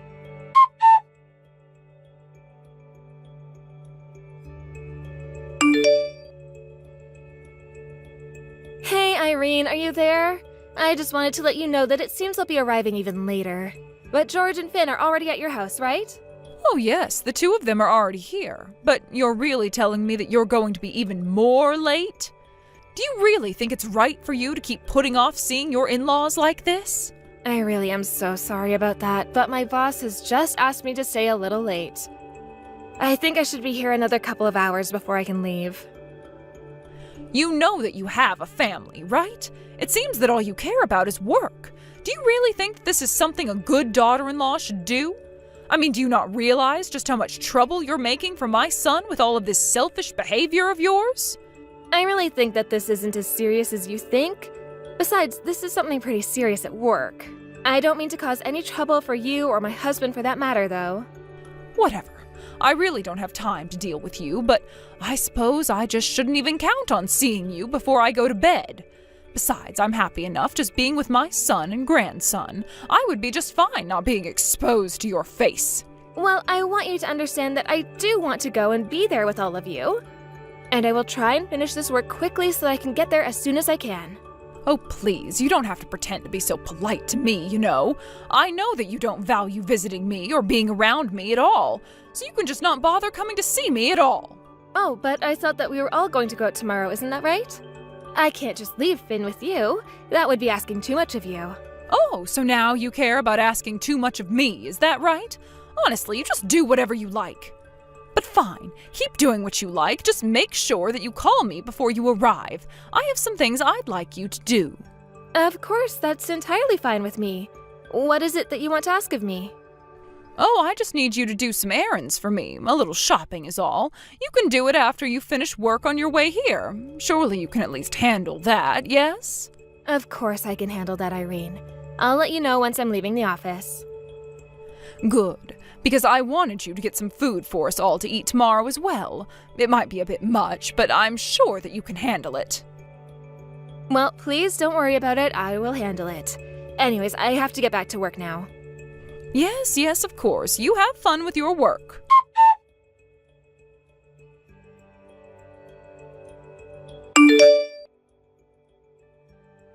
Hello, Irene. I just wanted to let you know that I think I've finished buying everything that you asked me for. Is there anything else that you wanted? No. If you bought everything on the list that I sent you, then that should be just fine for us. I really am so sorry to ask so much of you, you know. I mean, I realize just how much I asked for you to go out and buy for us. I suppose you've been running around for the last hour since you finished your work, isn't that right? Yes, it took some time, but I was glad I was able to get it all. But if there's nothing else that you want me to get, then I suppose I'll head over to your house now. Yes, please go ahead and do that. You can go ahead and just leave all the bags right by my front door. Thank you. I'm sorry? You just want me to leave everything by the front door? I'm more than happy to just bring everything inside. No. Go ahead and just leave it all by the front door. I don't want you stepping one foot in my house, actually. Sorry? You don't want me to even go inside the house? Did I get that right? That is what the message I just sent said to you, isn't it? I don't want you in my house at all. Do you understand? I mean, really, did you think that I was going to let you inside when you'd be arriving to my house so late at night? Wait a second, I'm sorry. I'm just a bit confused right now. I know that I'm late because of my work, but you were the one who then asked me to do shopping for you even after I was done. So I'm a bit confused. Why have me do all of that if you weren't intending to let me in the house? Oh dear, I'm afraid that you just don't get it. Say whatever you want, but the fact is that George and Finn are already asleep. I wouldn't want you making a big racket by coming inside and stomping around and crinkling all those grocery bags. I really wasn't going to do any of that. Look, Irene, I know that you don't like me, but I think that this is taking things just a bit too far, don't you? I mean, do you not think that your son is going to be mad with you for doing this?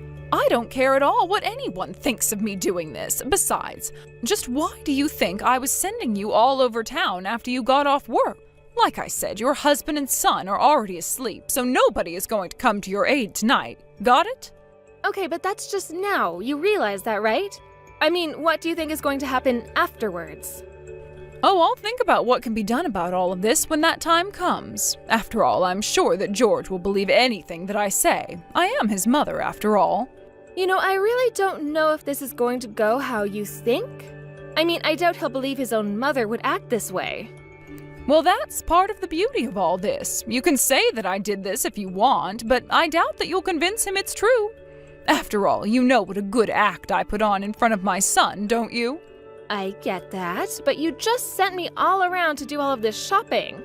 I really don't think that you're treating me well as your son's wife. I'm sorry, but that isn't going to change my mind. You are not going to come into this house, and that is final. Are you being serious about this? You're really not going to let me in at all? The fact of the matter is that I have rules in my house, and one of them is that I don't let poor people raised by single parents in my house. So if you want to stay here, we have a shed out back that you are more than welcome to go and sleep in. I'd happily let you in there. Irene, be serious. You can't mean that, right? You're really going to make me stay in the shed? I've told you the rules. Whether you want to follow them or not is up to you. But if you don't like it, you're more than welcome to go away. But just know that if you do that, I'll think of more errands for you to run so that you can't go out with all of us. So tell me, what do you want to do? I mean, are you really sure about that? I only ask because you know that I'm the architect of your house, right? I just wouldn't want you to regret what you're doing here. I don't know what you're trying to get at, but I'll have you know that it was George who told me about this house, not you. Of course. But where do you think that George heard about this house in the first place? In fact, I was the one who suggested that he tell you about this house since I knew you'd say no if I was the one who introduced it. Oh, come now. Do you really think that I'm going to believe any of those lies at all? You really think that a poor person like you could ever become an architect to build something like this? I really don't believe you at all, you know, but you should know that I won't let you get away with lying to me like this. You are more than welcome to not believe me if you don't want to, but I can show you the documentation proving what I say later. You really need to learn when enough is enough. Anyways, I have to go and start preparing food for tomorrow. You have fun sleeping outside.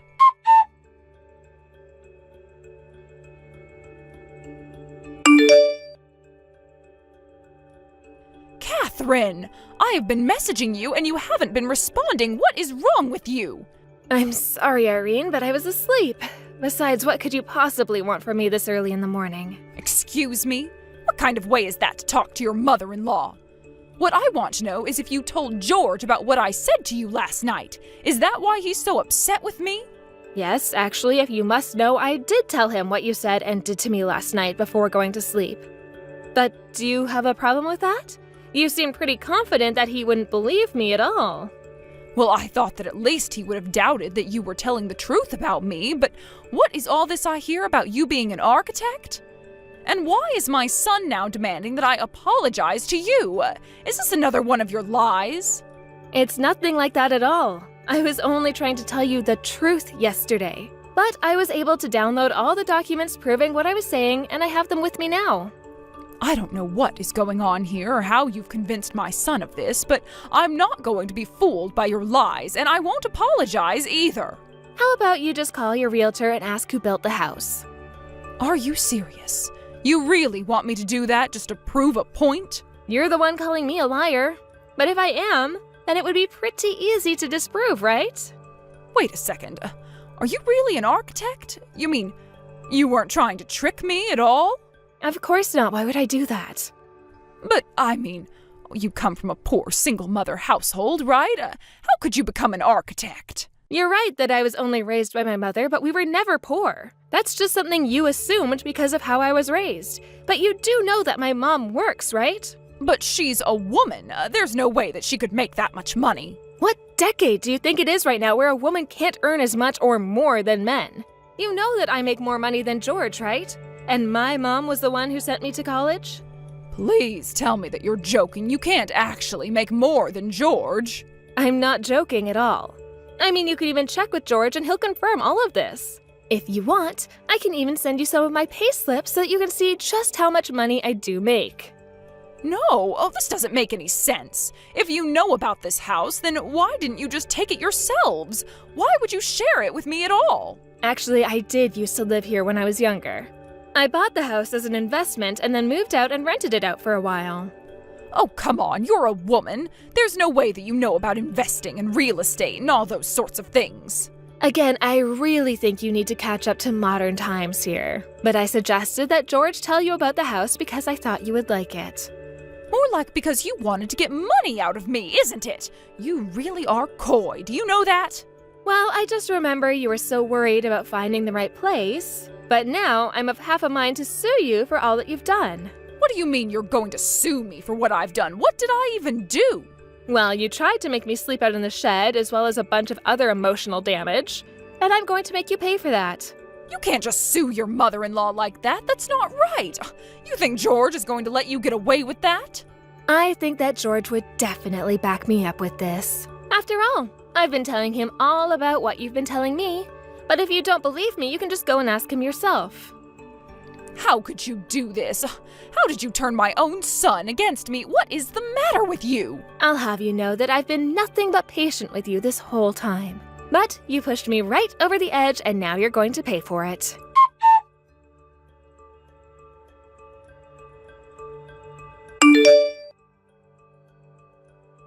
After that, I tried to go and visit Irene at her house one more time. And since George and Finn were there, she couldn't exactly make a clean getaway with me knowing where she would have to hide out. I reminded Irene that she had been renting the house at a hugely marked down price because I had set the price like that. But I also reminded her of the clause in her lease that would let me kick her out for a small fee from my end. I heard that after Irene did move out of the house, it took her a whole month to find another place to live. I'm sure that my suing her for emotional damage did nothing to help her situation either. But by then, both George and I had agreed to stop talking to her entirely. Now I hear that Irene has to go out and start working again in order to afford the tiny apartment that she managed to move into. With her old house empty, I was quickly able to find a nice couple who wanted to rent the house. George and I talked about what we wanted to do with the house for a while before that. We thought about moving in there ourselves, but I told him that I had lived there when I was single, and the reason I moved out was because I wanted a bigger space where I could start a family in. We talked it over and decided that it would be best if we took Finn and went to live closer to my mom, who was more than happy to have that happen. Especially since George and I both work, it was nice to have my mom to rely on when we needed a babysitter. And since Finn was only in kindergarten and hadn't really even started school yet, it was easy enough moving to a new school district and finding a new school that he could start attending when it would be time for him to start. Obviously, I didn't want things to go the way that they did with my mother-in-law, but I wasn't going to tolerate her saying all kinds of horrible things about my mom. Anyways, as for Irene, we really hadn't heard much from her at all since we last talked, and I kicked her out of the house. George has told all his relatives about the horrible way that she treated me and talked about my mother, and I don't think that anyone has reached out to offer her help out at all. But I say that it serves her right. Thank you for watching. If you liked this video, please give it a thumbs up and don't forget to subscribe to see more content like this.